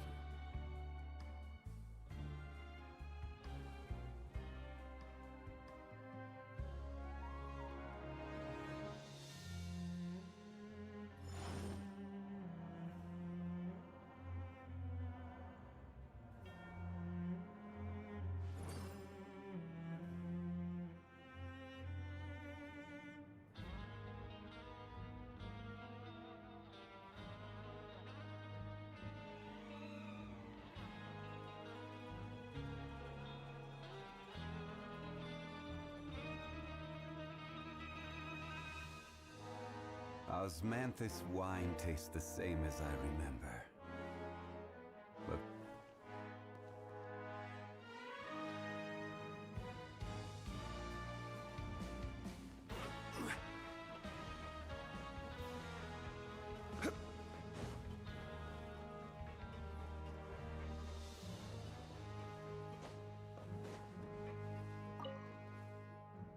Sijuin! Traveler, Paimon, you're back! Are you still doing all right? Did either of you get hurt?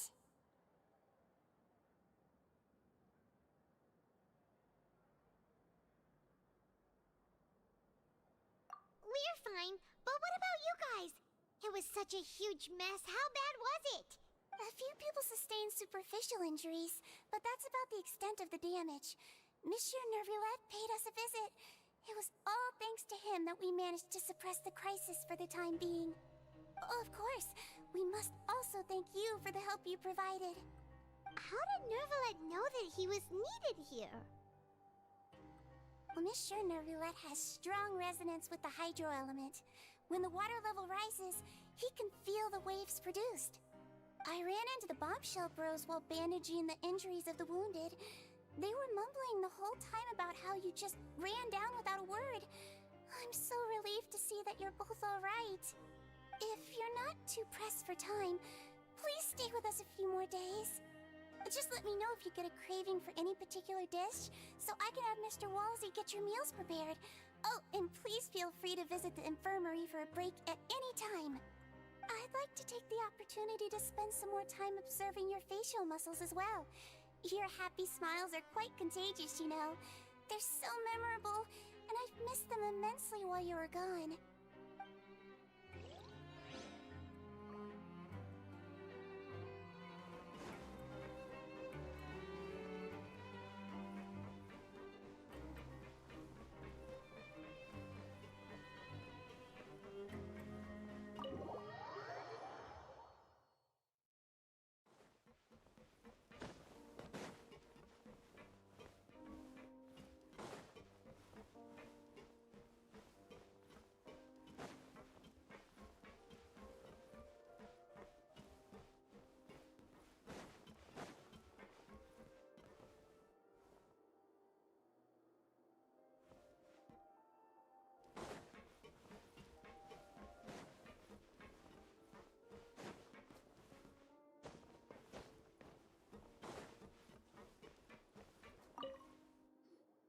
Couturier?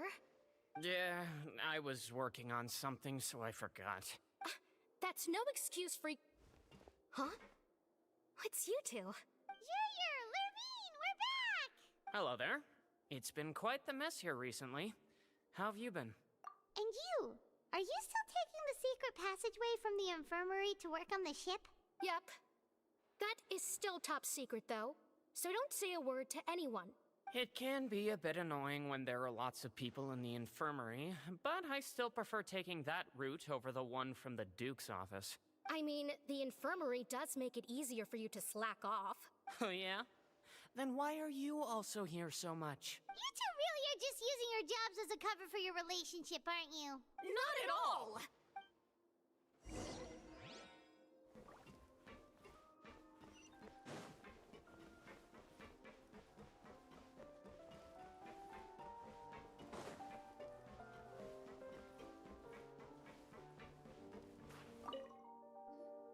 Do my eyes deceive me, or did I just see two inmates come back after making it to the surface?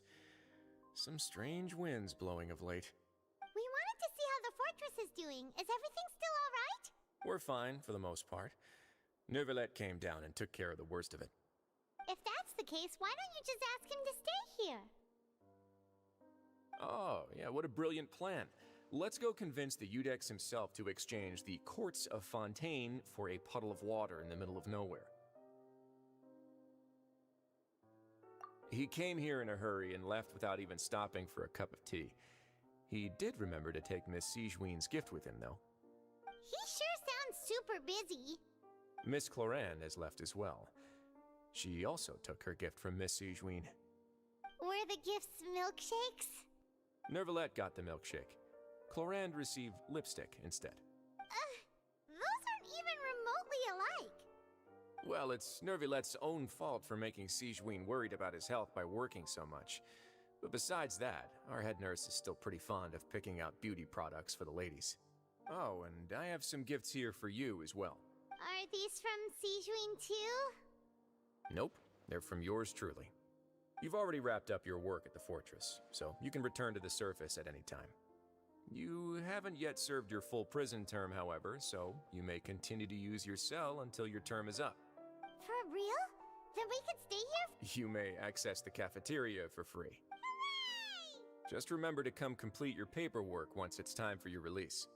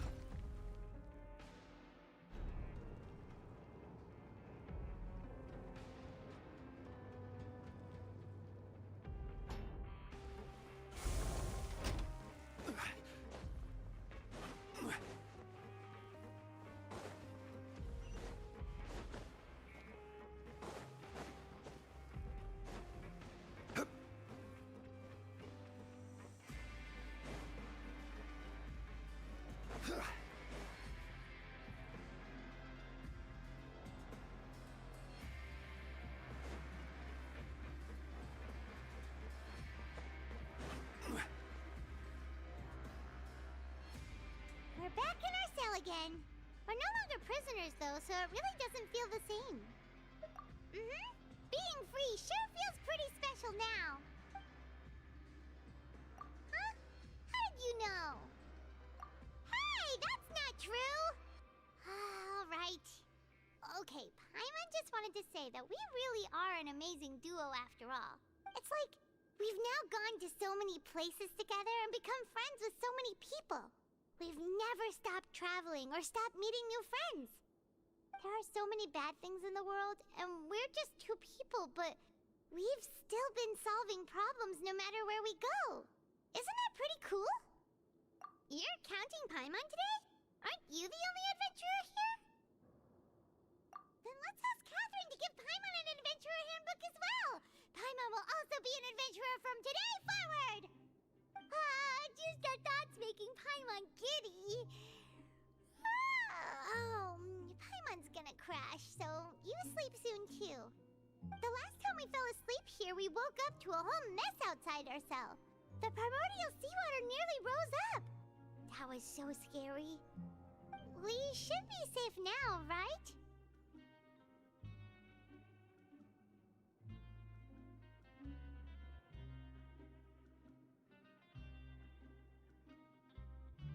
All right then. Good night to you, traveler.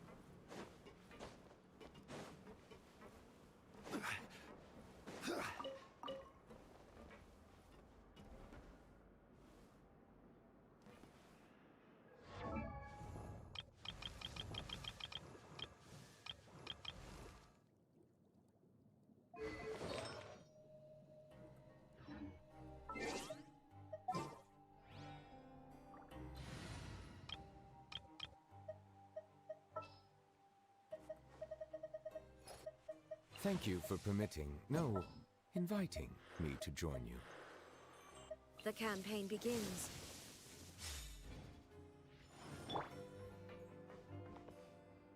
Silence!